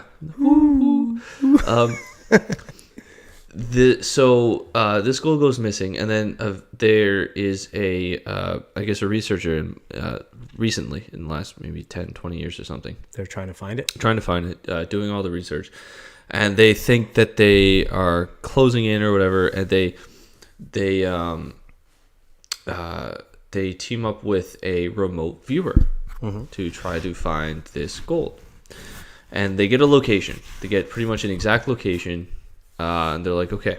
And they're like, we're going to be responsible about this. We're going to contact the government and be like, hey, we think we know where this gold is, blah, blah, blah, it's here, whatever. And the government's like, oh, yeah, cool, whatever, meet us there at this time. And they show up. And the government's already there. before they show up, right? So that's how seriously the government has taken this. Because I think they also explained exactly how they got the information to the government, and the government guy's like, yeah, so you said there was supposed to be gold here. There's no gold here. What's going on? And there's like, well, I don't know. You guys weren't supposed to be here like for another hour. What's going on? And there's like a hole in the ground and everything. And they're like, yeah, there's nothing here. It's like, oh, okay.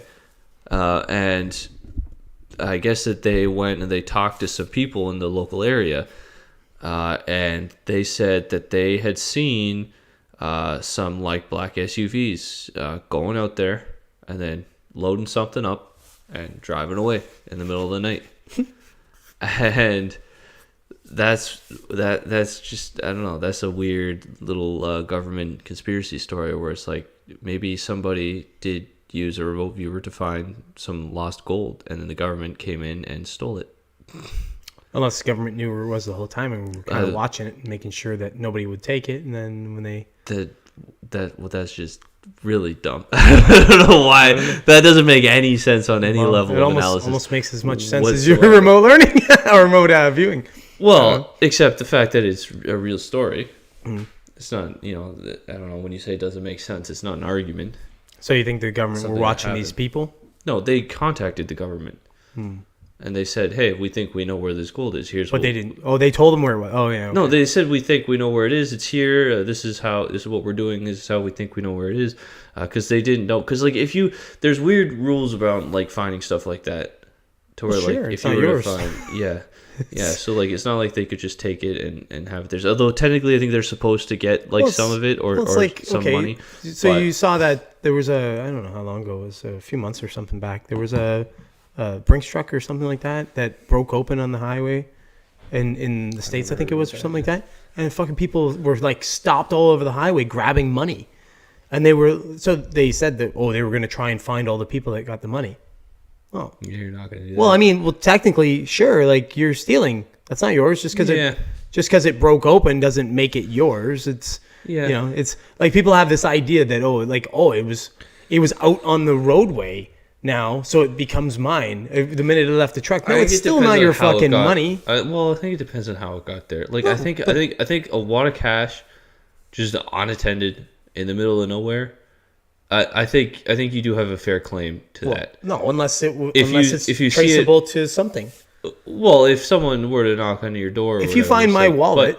If you find my wallet somewhere, okay, but that's different than finding your $20 bill that fell out of your wallet on the park bench and you were nowhere to be seen. But this is what I'm saying, though. If you had proper claim, all that money is tracked through Brinks and when you're talking about a Brinks truck that breaks open, it's like kind of obvious where that money came from. Right, that that's you're what grabbing. I'm saying.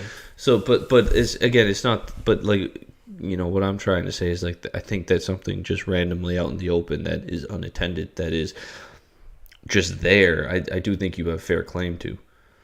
Like a $20 bill sitting on a park bench where there's nobody in sight. I think you have a fair claim to that. To a wallet on a park bench, no, unless it's empty. Like, in terms of, like, there's no ID or anything in there. How would you be able to? Unless somebody had significant proof to say, "Hey, that's my wallet." I don't know how they would prove it. It's not about proving anything. It's about morality. Well, it's like what's right. So if you find a wallet full of money with a driver's license in it, I don't think you. So what changes the morality if a Brinks truck opens? Why is the morality? Because there's a Brinks truck right there, and you can see where that money came from. I know what I'm saying, though, is like, so are you saying that people have a claim to that money? No, I specifically said that they don't. Well, then why would they have claim to the gold? Why would anybody have a claim to that gold that's not their gold? Just because. I wasn't saying that they had a claim to the gold. I'm saying that I don't think they do, and that's probably why they contacted the government. Okay. Well, okay. And then, but what I was just arguing is that it isn't that you just don't, like, something being there doesn't necessarily mean you don't have a claim to it, because it obviously came from somewhere. But that's why I use the analogy of a $20 bill on a park bench when there's no one around. Yeah, but what I'm saying, though, is in that case, it would be very hard for someone to prove that that was theirs. Well, I think but even if they tried to, I think you do have fair claim to it. Okay, so no, but what if I walked up to you and I said, That's my $20 bill, 100%. Here's the serial number on that $20 bill. I have it. I've got it. I wrote it down because it's my $20 bill. And I went, here's the serial number. And you look at it and you go, yeah, it matches 100%. That's not my $20 bill? Well, it depends on who you're talking to or like what you're doing. I mean, I think that at a certain point, you just have like, I don't think that person has an obligation to give it back to you. Like, I don't think, or at least I don't think they should in any kind of legal framework. But maybe if they're a good person, they should. Okay. Well, here's an example. Remember that claim by it was going on through Israel and Palestine. There was that housing dispute that they had about a year ago or something like that. Did you hear about this? Yeah. Well, apparently there was this. I'm going to paraphrase the information because I don't know exactly the details of it, the specifics, but some type of complex of houses or units of some sort. They were owned by people like Israelis, and Palestinians were essentially squatting in these things. This is what started a lot of that dispute that they had about a year and a half ago, where Hamas was sending missiles across to thing. It was all over this silly dispute, this property dispute. That it was like, I can't remember how many years. Let's call it like 20 years. Like they had basically, nobody claimed this property for like 20 years, and essentially Palestinian squatters were in there. And then they came, the people that had claim to the property came with all the documentation to say that they owned the property and such. And the Palestinians didn't want to leave because they were like, no, we've been here forever. And they're like, well, we have claim. Like, either you're going to pay rent for being there, or you're going to vacate our properties. That's almost the same argument as the $20 bill. It's like, oh, well, we left and nobody was here, and now we took it over, and oh, okay, somebody's coming now to have claim over it. So who wins in that thing? Is there like a longevity claim? Well, we've been there for 20 years. It's kind of ours now. Or it ultimately comes down to force. Well, because these kinds of arguments have been happening throughout all history. But if you're talking about like what's right, it really depends on the situation. Yeah. Right. I mean, if somebody like, why are they going back to the? I don't know. Right? So it's like if you have a if you have a $20 bill and you're like, I don't need this, and you toss it on the fucking ground. And then someone comes by and it's like, oh, $20 bill. And then you go back and you're like, 10 minutes later you need it? Oh, you know what? Actually, I want that $20 bill. I don't think you should have a claim to that $20 bill, even like morally, right? Like, I don't. If it falls out of your wallet, then you morally have a claim to it. It's a strange position to take, though, because like, how does that? Where's the limiting principle? Because you're discarding a thing. Where's the limiting principle on it? So if it's yours, though, who's to say that you've necessarily, it's not who's yours. To say you've necessarily discarded it? Well, I just laid out a scenario in where you discarded it. Yeah, but if it's yours, then why does somebody have? It's not yours. You discarded it. Okay. You take that beer over there and you're like, I don't want this anymore, and you throw it out. I think it's not yours. Okay. Yeah, I can get behind that idea. I don't want this but anymore. I'm saying, what if? But we're talking about small balls versus sort of big balls, right? We're talking about like piles of gold, or apartment complexes or whatever the heck it was, versus like a $20 bill. Yeah, let's keep it in scale. Like in scale, sure. It's like, all right, if somebody's, I had this happen to me actually at work the one time. I found a $10 bill. I actually took a picture of it and put it on Facebook. It was stuck under my wheel at work. Like, I'd driven over it, obviously, and I was like, so I literally had to drive off of it to pick it up, and I was like, oh, fucking cool, I found a $10 bill. And I made the mistake, I suppose, of telling a guy that worked for me that I found a $10 bill in the parking lot. And this is in like July or August when I found it, something like that. It was warm.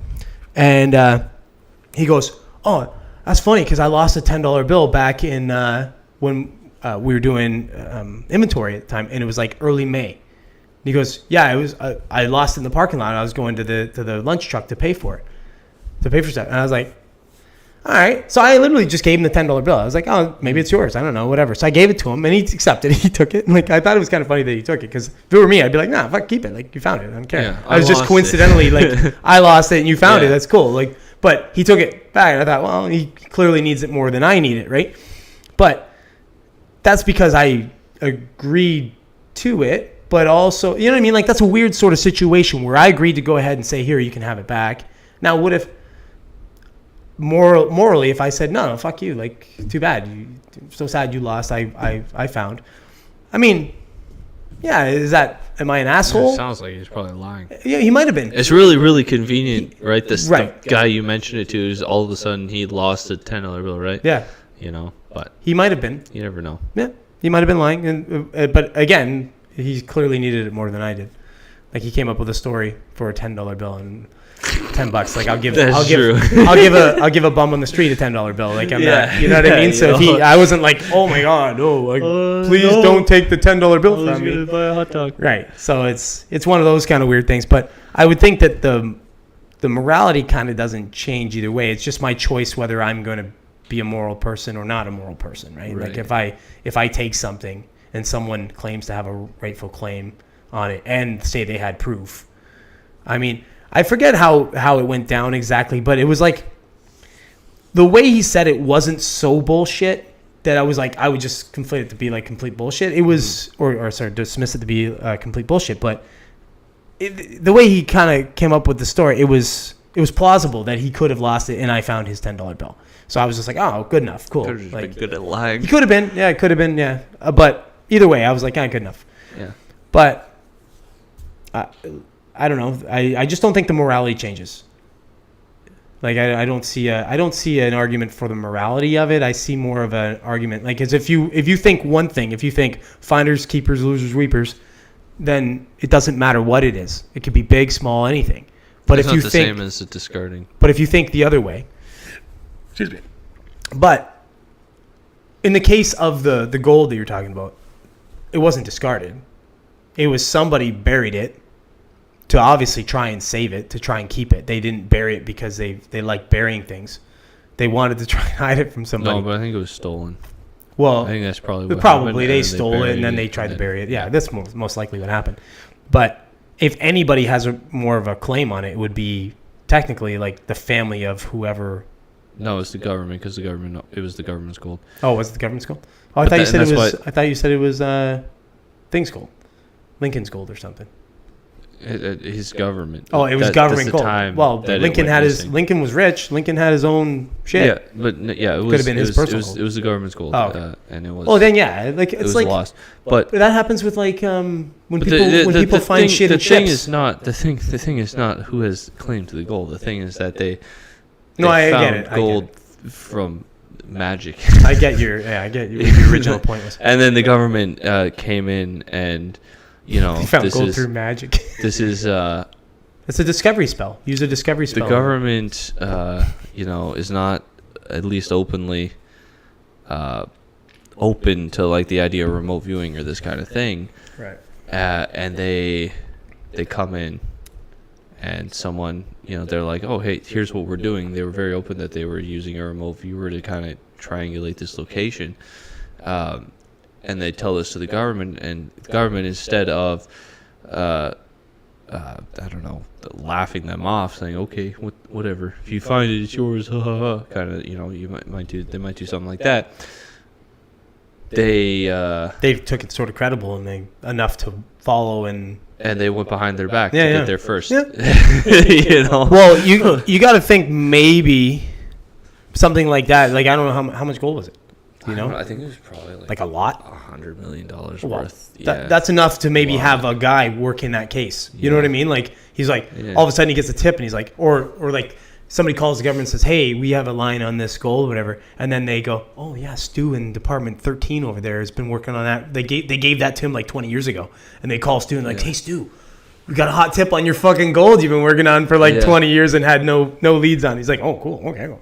And then he gets a little team and goes and does it, right? So I don't know. Maybe something like that would happen. But yeah, it definitely what you're saying. I get what you're saying. You're saying that they took it serious enough. So it's almost like they knew that this was like some kind of credible phenomenon that they could take it serious. Yeah. Yeah. I think, which is weird. I think they like you see like police departments and agencies like that using psychics and things. They do that shit. So I mean, like if sometimes oddly enough it turns out that the person that's claiming to be psychic about it is the person that committed the fucking committed the crime themselves, right? And they're weird. They're in a good position. Yeah. In a good position. So yeah, see, like somebody I see blood all over this. That's the problem with 'cause we're this checking kind of your- thing is it's very easy to bullshit. It's like cold reading or something, right? Like I told you about that. You know what cold reading is, right? Like psychics that claim that they're psychic, but they're using. You've never heard the term or the. I haven't heard the term. Oh, so cold reading's a thing that. Sounds like I know what it is. Charlatans. Yeah, you probably know what it is, but you just didn't know it was called this. Yeah. That charlatans use to trick people to believe that they're psychics. Yeah. And they do this thing where they'll just look at you and be like, and they ask a series of questions or very broad questions. It's like shooting a shot. They'll have like the receptionist in the lobby ask somebody seemingly innocuous questions, and then they get in there, they feed them over, and they get in there. Yeah. It's funny how weird people are to give information. Like I was just watching this thing on. Somebody sent this video about I forget like what show it was, but they did this mock thing where somebody was on the street interviewing people, and they were talking about like cyber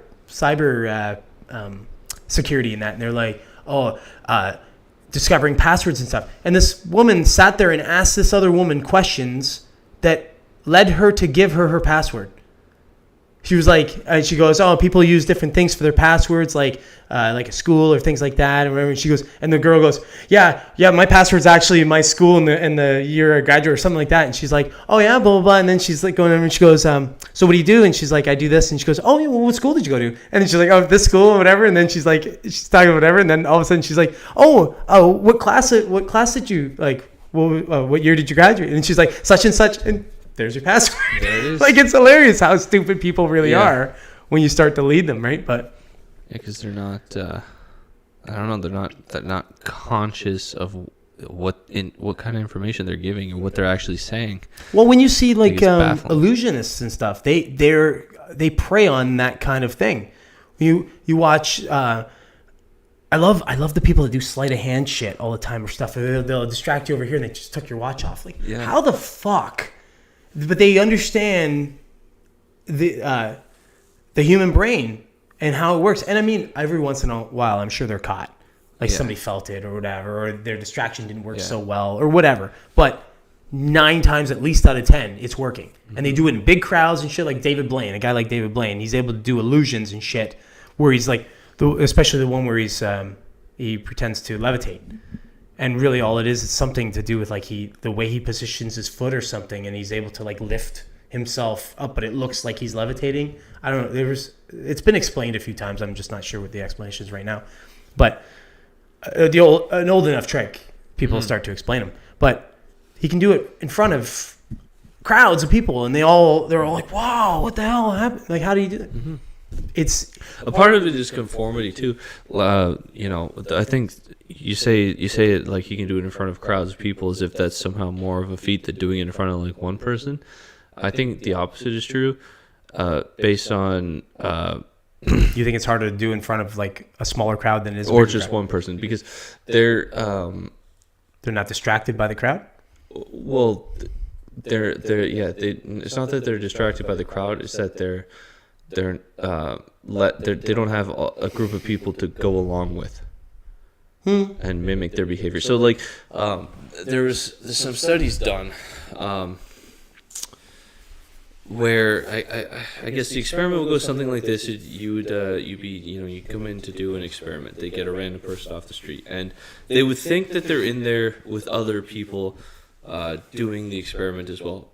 So it'd be like them and 3 other people, but the 3 other people are actors. They're part of the experiment. Yes. So the only person that's actually part of the experiment is the one person. Is the person that comes in that thinks. But so they're in this group of 4 people. They, as far as they're aware, everyone there is the same as them. And they'll, have lengths of string in front of them on the table, and they'll be, asked to arrange the strings in order of like longest to shortest. And the actors will all uniformly, they'll do it wrong. Mm-hmm. And the 4th person will just go along with mimic them. Yeah, instead of doing what they know, at least you would hope that they know is the right way to do it. And so people have this weird falling in line conformity. Yeah, it's like a fallacy that. So I think. Do you think are you trying to say that's the majority of people, or do you, like everybody? You think? I don't know. I think there's definitely people that I don't won't. know if it's the majority or if it's everybody. Oh, I think it's everybody. I think it's a monkey instinct that we have. I don't think it's everybody. I think there's no matter what, you're always going to get Well, nonconformity. you might get outliers and stuff. Yeah. And such, but But it's like an overwhelming majority. I think it's in the monkey wiring to ignore what you know to be true, because. When you say no to be true, do you mean like feel is true, or? Well, okay, it's like 2 + 2 = 5. Yeah. Why would you say 2 + 2 = 5? Well, because if you don't, you're gonna go to the gulag. So you say it because it's a social thing, right? It's a social thing amongst the monkeys. But your senses, you know that it's 4, but you also know that if you say that it's 4, all the monkeys are going to turn on you, and it's this subconscious thing of fitting in with the crowd. Oh, for sure, yeah. I think that comes in because if you did not fit in with the crowd, you probably were eaten. Yeah. You know. Yeah. Going back. Yeah. But do you think there? So, what do you think the limiting principle on that is? Do you think it's like something where it's? What do you think is the thing that would be not enough, like not? Or too much to conform with, in other words, right? Like, so, like, for example, like conforming with something like that, you're like, 2 + 2 = 5. Everybody's fucking saying it. I don't want to be an outlier, and I don't want to be, a nonconformist or argumentative. I'll just fucking go along with it. Whatever. Fuck, it's easy enough. I know it's wrong, but fuck it. You know what I mean? But what? I don't think it's conscious necessarily. Always. So you think you begin to believe it? I think so. I don't know. Maybe. I think that's what Orwell was getting at. Yeah. Yeah. With 84? Yeah. Yeah. Well, and Animal Farm. What's the Animal Farm? I don't know. Animal Farm. I thought you said Nano Farm. I was No, like, what the fuck is Animal that? Farm. Animal Farm. Okay, yeah. Yeah. No, you're probably right. I mean, but there's always, it seems like there's always people that are going to be outside of it, no matter what. So, like, are they outside of the monkey brain? Like, what's going on there?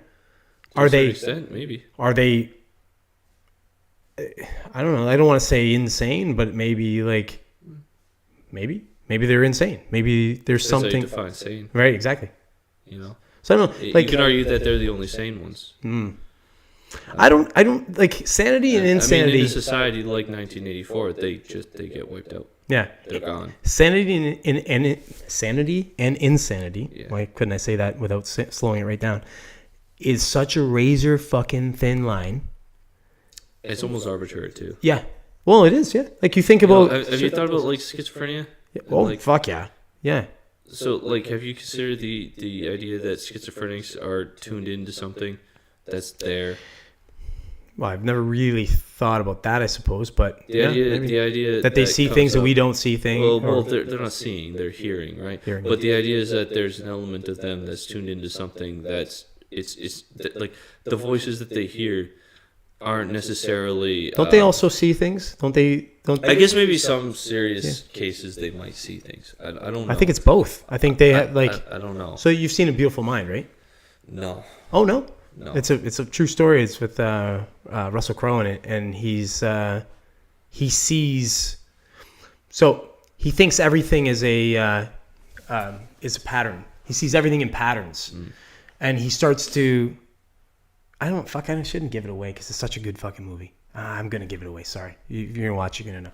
He starts to see hallucinations of people and things. So like it starts with after he finishes university, he starts working for, I can't remember what university, but he starts working for a university, and he's like a decoder, but he thinks he's been contacted by the CIA to decode things, and this is around, I think it's around World War II or just after or something like that, probably during the Cold War stuff, and he starts to see a hallucination of somebody that's coming to him and telling him that he has to do these like complex things, and it's all like for national security and stuff. And as it turns out, he's fucking nuts, and he's literally like none of it's reality.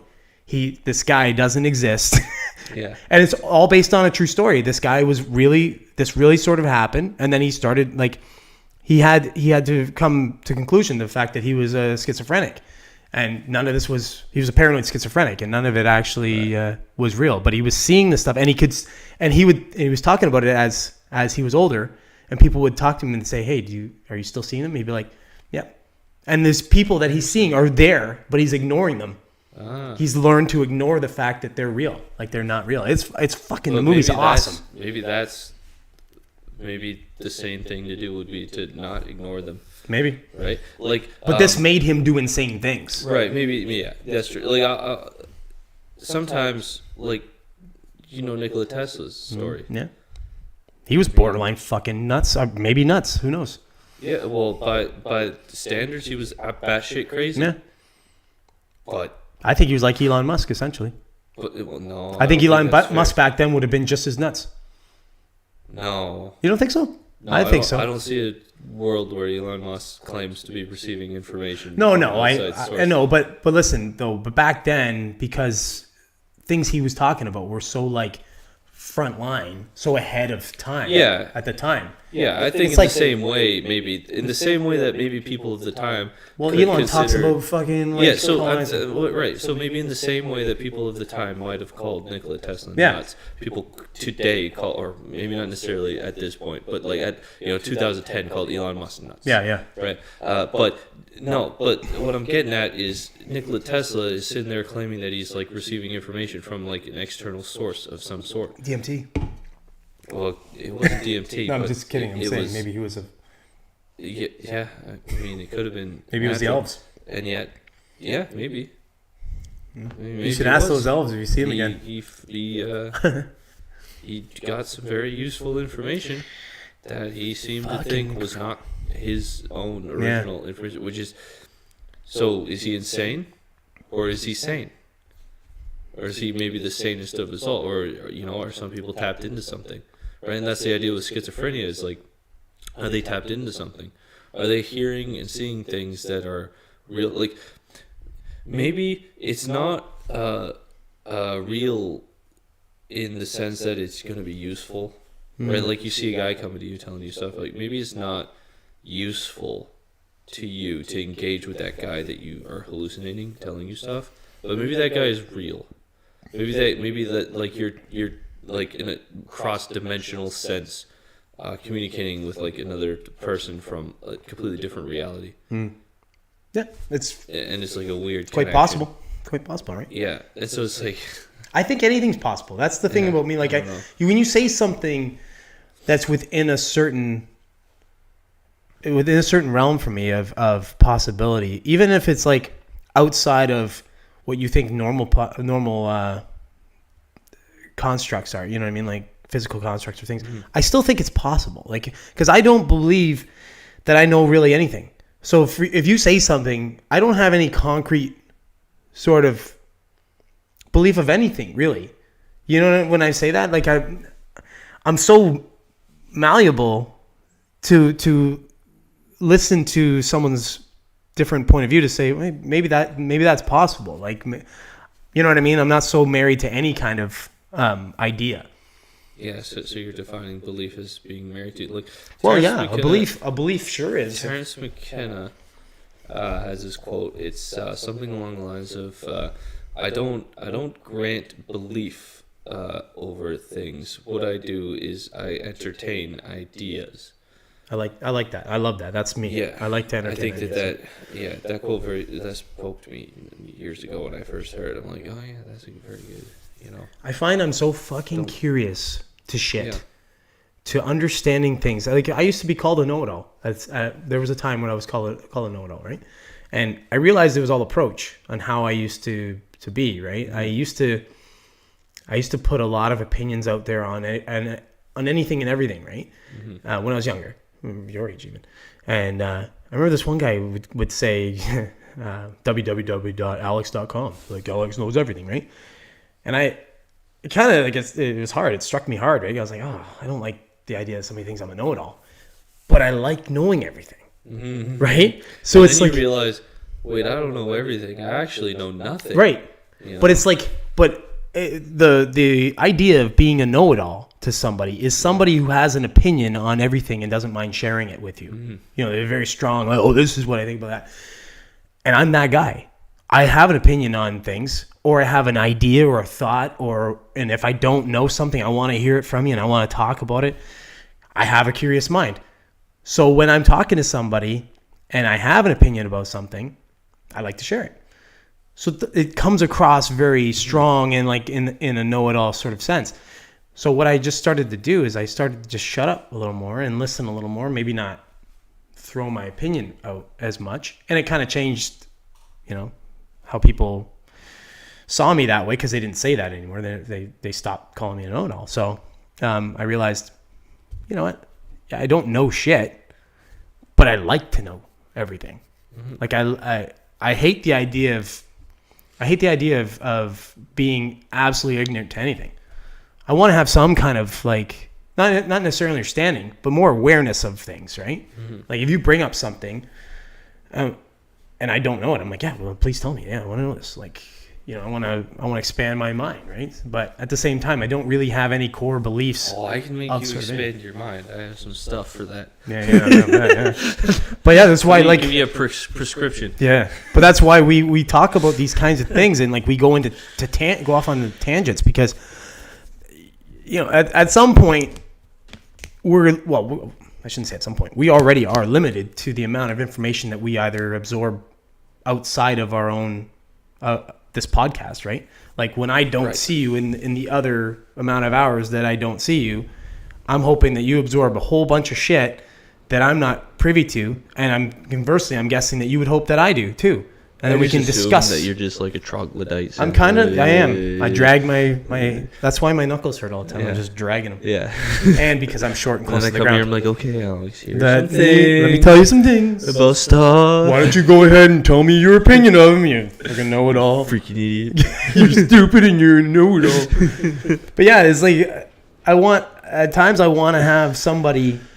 That's why I liked when we had Art on, and we were talking to Art about something that we don't, that we both don't know all that well, because he's going to give us some information that we outside of our bubble. Like at this point, we're creating a bubble between you and I. It's like an echo chamber bubble that we're talking about things, and that's why if anybody were watching us religiously, they'd be like, "Oh, I've heard these fuckers talk about this before," because we circle back on a lot of things, right? Yeah, I mean, I think part of it is I can only speak for me, but I'm very focused on like, what the fuck is this?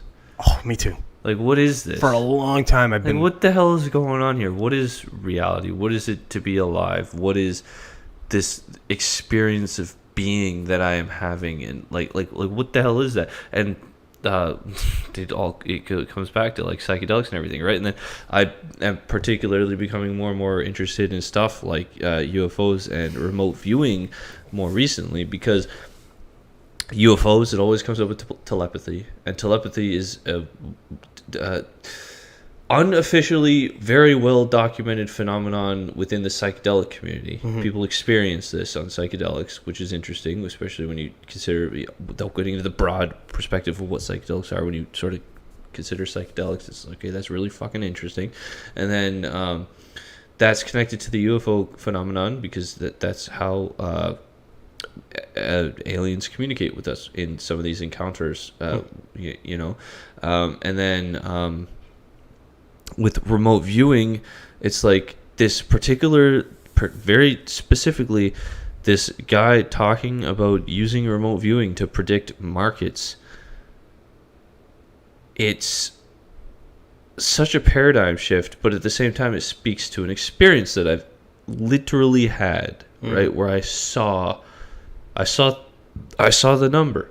I saw the exact number and the stock, and it happened. Mm-hmm. It's like, what the fuck is that? Yeah. Right? What the fuck is that? What does all this mean? And then, my psychedelic experiences have very much opened my mind to a lot of crazy things. And so it's always circles back to these things, because that's where the core questions are that we need answers to. It's less about like, I think. So if you played a PS5, yeah, I think for you, honestly, I think it's this kind of just came to me as you were talking there. I think there's. So I'm older than you, obviously. No, nobody would know by watching. Nobody would tell. They would just think that I'm probably younger. But I think I've gone through maybe two sort of awakenings in life, like where I've had like big mind shifts. Because there was a long period of time, probably my whole 20s, realistically, that it was like I don't remember any sort of fundamental change. It was just like there was like, of course, you break up with a girlfriend or you get a new one and that kind of stuff. Materialistic bullshit like that. Like, but nothing where like my mind went, oh, I went on a tangent this way or I shifted completely this way. But I feel like you probably go through that more often, and this is a compliment also, and maybe also a put down, but I don't mean it as a negative, because you're more of a recluse. That I think you inflect or not inflect. What's the word? I think inflect. Yeah. Well, inside. Yeah. I was looking for a different word, but inflect works too. Where you inflect more than say I would. I'm more of a social bird, right? Mm-hmm. So I think in my 20s, I just distracted myself with just being the next thing that just distracted my mind, like, so I didn't really I spent a lot of time inside, and I think that makes you more I think you'll go through more of those changes than somebody who just is more social and more worldly, if you will, like kind of like in the moment, where you're kind of like making, it's almost like you're making moments for yourself, like you'll go off on these different sort of tangents because you feel like maybe you've exhausted this whole thing and you're like, I need to broaden it, I need this, and then that leads you to this, but you're doing it faster than someone, say, like me, even though I have a curious mind, because I'm just more distracted. I'm keeping myself distracted. I've spent more time contemplating these things. Yeah. It's probably, Yeah. So I think the more that you spend, the more time you spend that way, in recluse that way, the more I would think the more time you would have to spend dissecting things. Oh yeah. You know what I mean? Like it would be almost like somebody who's doing... how do I say it? Sometimes I can't drop something. Yeah. Right? So you fixate. I don't know. I'll be watching a podcast, right, as an example. And some point will be made or something will be said that just fucking dynamites a whole bunch of things in my head, right? Or maybe it's a new connection, a new idea, a paradigm shift of a concept. Something maybe that connected a bunch of different thoughts that right, you had so already. Now my mind's like, wait, what? And my mind is on that. It is 100% on that. And I will literally pause the podcast, and so I find that moving around helps, and so I will just fucking pace. Process it. I will just pace as I'm cycling through all of the data and rehashing, the old stuff, factoring into the new stuff, and then it just kind of, and then at the end of it, I'll have like, okay, it's almost like a software update. Okay, I've updated my worldview. Okay, now I can go back to the podcast. Yeah, you know what I mean? Funny. That's funny. It's kind of like, I do that. I think mine comes slower. I think that they've been coming faster and faster the older I get. But I think as I was younger, who knows? Maybe it's immaturity, maybe it's just awareness. Who knows what the fuck it is?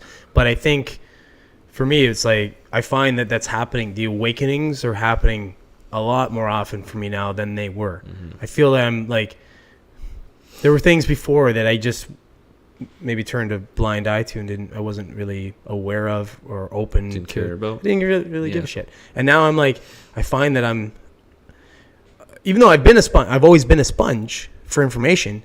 I find now I'm like a seeker of it. Mm-hmm. Before I was like, when it comes to me, it's like, I'm absorbing it, and I'm like, and I'm interested. Yeah. But now it's like I'm like, oh, more, and I want it.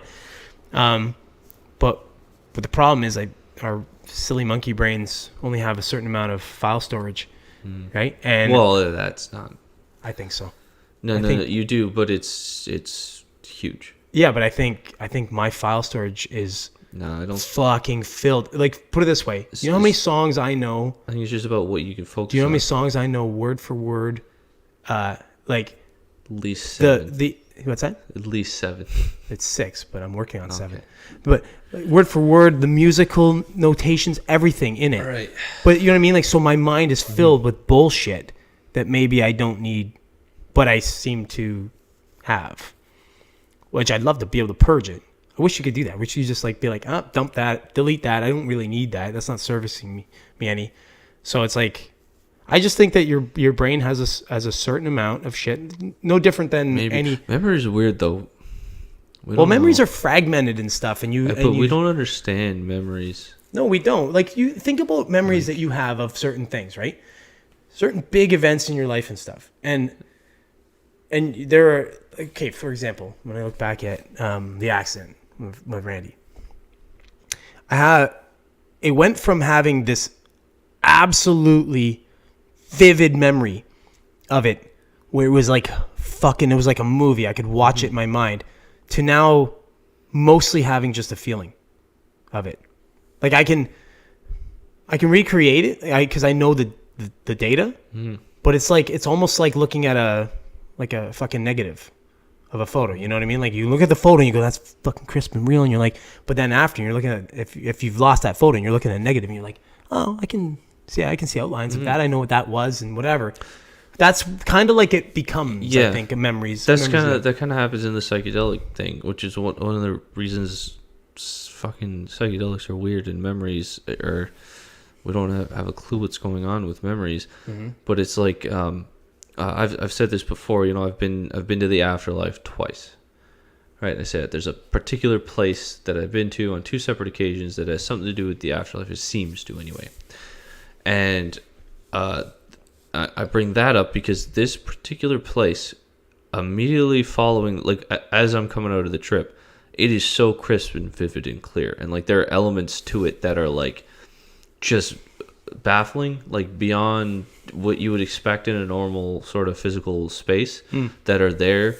And so as you're coming out of the trip, it's like, it's so vivid, it's clear, and it's there. And this is, people describe this with DMT, is that like it all fades as you're coming out of it.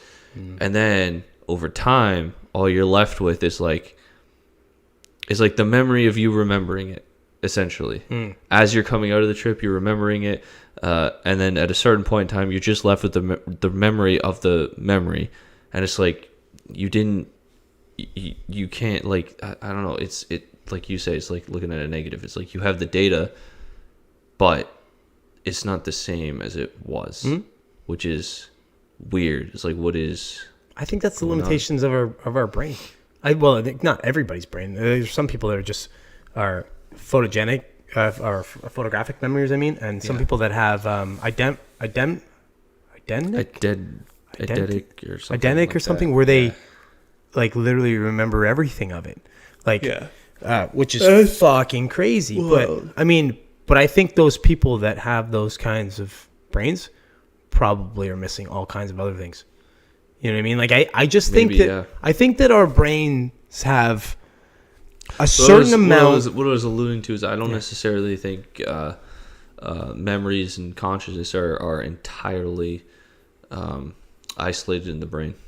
Oh yeah, what you mean? Yeah, there's all kinds of because like the idea that they're somehow like your organs have them. Well, there's all that kinds too. Of different things. I'm even thinking more metaphysically too. Like they've done like where you take away a little part of a brain, right? And over a course of many people, you take away the entire brain. Yeah. And none of the parts seem to affect memory really all that much or at all. There's no part where it's like, okay, we took that away. Oh, now he doesn't know. When did they do this? They did experiments on people living like that. Well, yeah, it's not necessarily experiments that they're doing because, like, you sometimes have to remove parts of the brain. Well, I know that they used to do lobotomies. Do you remember you watched that on Rogan? That's fucking wild shit. Yeah. Let's do a lobotomy in the park. We'll go through your eye. Yeah, that's fucking wild. How fucked up is that? Yeah, like, anybody could have cut a part of your brain out. It's a pretty fucked up thing. I know. But sometimes you have to for certain parts, well, yeah, and sure. so like if it's swelling and or so something. Yeah, they've done this where it's like, over multiple people, you've removed an entire brain in terms of like different each parts part for of the brain different has been peoples. removed, and none of them seem to be like, because like certain parts are like, okay, if we remove this, you can't see anymore. Mm-hmm. But we remove this, you know, your hearing's all fucked up and your balance or whatever. But memory doesn't have that, and it's. Aren't memories stored in the hippocampus in your brain or something? Well, they'll say something like that, but they don't know. Knew, which is what I'm getting at is they don't. I thought they knew something. I thought they had some kind of. Some people might claim that they know something, but they're claiming more than they should. Because it's one of those things. It's like I thought we really don't understand. Because I thought when there's people that have brain injuries and then they can't remember. Sometimes that happens. Well, I mean, but like I'm saying, it happens more often than sometimes. But like there isn't like a part of the brain that like, okay, if we go in here, we can fuck with your memories. They did, like we don't know how to do. Like if we understood it, we'd know how to do. Yeah. But we can't. I don't know. Which is weird. I'm surprised that they didn't do that back in the day. Like, you know what vivisection is. No. I think didn't I talk about this with you before? Where they, back in, I think it was like the 1400s, where they would skin people alive. No. They would take your skin off. It's called vivisection, so they could watch how your body worked while you were alive. They would do this to, obviously, people that did not want it done to them. Yeah. But I mean, they learned a fuck ton about how the body works. Because how are you going to, like, so imagine, I was just talking about it today, like if I could see in the floor how all the plumbing run, I could be like, oh yeah, I can diagnose anything. A lot easier, yeah. Right. It's the same. They're like, holy fuck, now we know how things are working. So it's awful that they fucking did this to people. It's so barbaric, but at the same time, you're kind of like, thanks for doing that, because like, look at the shit that they know now because of stuff like that. So I wouldn't be surprised if they did that shit back in the day. They were like, hey, let's fuck with people's brains and cut pieces out. Yeah, but that's more a recent thing too, because like, there are situations where you got to go in and cut parts of the brain off. Well, no, but I'm saying, but that's when they they have to. I'm saying in this case, they just did it because they wanted to see what would happen. I don't think they could. What are you talking about? That was what vivisection was. They were just cutting. I don't think they had the ability to like cut open someone's brain and why not be precise enough to remove something. But I'm saying, but they wouldn't have to be precise necessarily. They'd be like, oh, we're going to cut this part of the brain and see what fucking happens. They would kill them. I'm sure a lot of people would die, and I'm sure that happened when they were doing vivisection. The precision that you need to do these things accurately, I just don't think they had. Okay, but hold on. The precision that they had to skin someone alive. Yeah, but you could pull someone's skin off, and it's not going to kill them because their skin is like it's going to kill them, but it's not like going to instantly kill them. Shock, there's all kinds of things.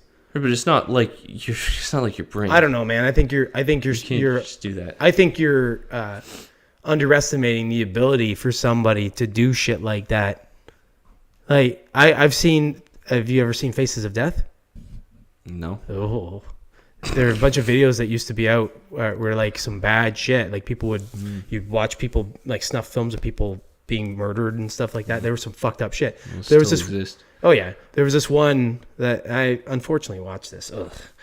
There's a thing that they do. I think it's in Thailand or something. It's somewhere over there, where they take a monkey, oddly enough, cut their scalp off to expose their brain. Well, actually, first I should say they fucking beat the monkey with mallets. Like people are sitting on a table and this poor thing's in a fucking little cage and they're beating it with mallets, and then they fucking take the scalp off and eat the fucking brain. And I'm pretty sure they do it while the thing's alive. They're basically stunning it with the fucking mallet. It's fucking disgusting, man. You look up shit that people do. It's fucking gross. So the idea that maybe somebody scalped somebody at one point, they probably tried it, but the idea that they could get any kind of useful information out of the brain. Why not? Because you don't like. Once you understand, like you have the perspective of modern science, you understand how complex it is. So you know that any information that they get, like they didn't get anything. I get it, but listen, but you're also dispelling the idea that there wasn't some modernism going on back then. Look at fucking like the Mayans and shit like that. There was clearly some understanding of some weird fucking shit that was way out of time back then. So who knows? They might have been fucking around. That in order to get good harvests, you had to fucking cut the hearts out of your enemies. Yeah, but I mean, it's strange. Mayas are weird, man. But I'm talk saying about metaphysical stuff, like, and that's what I'm saying. It's strange shit. Who knows what they were fucking doing back then, right? Who knows? We know about like sacrifices and stuff. What fucking Alex Jones talks about. I don't know. The water making the frogs go gay. No, the higher dimensional demons they always want death, and they always want children. I laugh because it's crazy, but at the same time, it's true. Well, I mean, true. I don't know. Like, throughout all of history, you have all these cultures to where like sacrificing kids and doing these fucking crazy things are happening disconnected from one another, and they're all the same kind of similar story where it's like their deity or their god or whatever it is it wants that, or it's. So there's definitely a level of truth to it, in the sense that it's there anyway. If you look at humans want power over anything and everything, especially other humans, right? So it's like it's easy to get power over something that's inferior to you, strength wise, and like whatever, in all different ways. So like anybody who's like that, anybody who has that kind of ambition, I think would naturally, without, in the absence of being able to control massive amounts of people, would look to kids. Easy enough to control, right? Someone like an Epstein, right? But it's like I don't obviously I'm glad I don't have the kind of brain to understand why somebody would want would want anything sexually to do with kids, or why anybody would really want to control anybody. The only control I would want over anybody, realistically, is control not to fuck with me. Like, for example, you're driving in traffic or something, and some asshole's driving in the left lane and doesn't give a fuck that he's blocking everybody in behind and stuff. Yeah, I would want to be able to push that guy out of the way, because he's fucking with me. Yeah. But that's the only real control I want. Otherwise, I don't give a fuck what you're doing. But I'd like to think I'm pretty sane, I suppose. But some people just have an insane. Well, everybody's worked for somebody who's an asshole, who's an asshole, thumb on you kind of boss, right? No, I haven't. You've never had a bad boss like that? Lucky you, man. Fuck. I know I've talked about this with like fucking manifestation and weird things that have happened in my life, and that's one. I hope it never happens for you. Every boss that I've had, I mean, maybe it's something about me, but it probably is. They don't push. I had one, but I mean, when I have those kinds of bosses, it's for a short period of time. Yeah, like, you know what I mean. Like something Because happens. I am I will butt heads. With Me you. too. If you're being unreasonable, like if you're my boss and you're being unreasonable, yeah, like we're gonna butt heads. That's what happens. It's one thing if it's like if I'm not fucking doing good enough and you're coming right, like I can understand that, but yeah, if you're being like, I'll give you an example. At my current job, we have our uniforms, and the fucking the shirt is a long sleeve kind of button up shirt. It gets really fucking hot really, really quickly, even in the winter, because we're doing like a physical thing, and so it's like it gets warm. So I'm always taking it off and putting it aside, and just wearing my t-shirt. And no one ever says anything, but a couple of the guys have said like, yeah, like back in the day we used to have this supervisor that was like so hard ass about our uniforms, like fucking tucked in, buttoned up, always fucking wearing it. I'm like, I don't think I'd be here very long if I was dealing with a guy like that, right? Because it's one thing if you're, if you're like out in the world, it's sort of representing the company dealing with people, right? Mm-hmm. Okay, they want you to look a certain way. That's fine. That's understandable. It's another thing when you're like in a factory, surrounded by only your coworkers, trying to do a job. Yeah. You're not the face of public. Right, and they are arbitrarily making that job harder on you by doing that. That's when I would butt heads. But again, no one says anything. A lot of people do that kind of stuff. A lot of people bring in their own sort of pet peeves or bugly boos into like management or supervisorial roles, right? Mm-hmm. For example, there's a woman that I work with who's a super nice lady. She's very personable, all that stuff, but she has this thing about like something simple as employees like a minute before they've got to punch out standing at the punch clock. That fucking drives her nuts for some reason. Really? And she has like zero tolerance for it. But I'm looking at him like, what the fuck? Who gives a shit? Like, it's not a big friggin' deal. What? So they're going to be over there hiding for a minute. What's the difference if they're hiding over there, if they're doing there? If you say to them, hey, we want you working right till the last fucking second, that's different than work. But they don't say that. typically everybody kind of like winds down 10 minutes before type thing, and maybe they're doing a little bit of housekeeping, cleaning up or whatever. But that's her thing, right? We all have like our own little bugly boos. It's just, do you have the wherewithal or the maturity or the restraint, whatever word you want to fucking use, to keep it to yourself and say, hey, this serves zero purpose at the end of the day for, say, productivity, morale, any of that kind of stuff. Does this serve any purpose other than to exercise some kind of control over somebody? Exercise your power. And that's what that type of person is. About something. Well, that's what I'm saying. If somebody's like that about like the uniforms and stuff, maybe they have like a military type of mindset. They're like, oh no, everybody's got to be uniform. Everybody's got to, you got to be this way. To do this. Yeah, you have to do it this way exactly, the way I tell tell you to do it. Not going to be friends.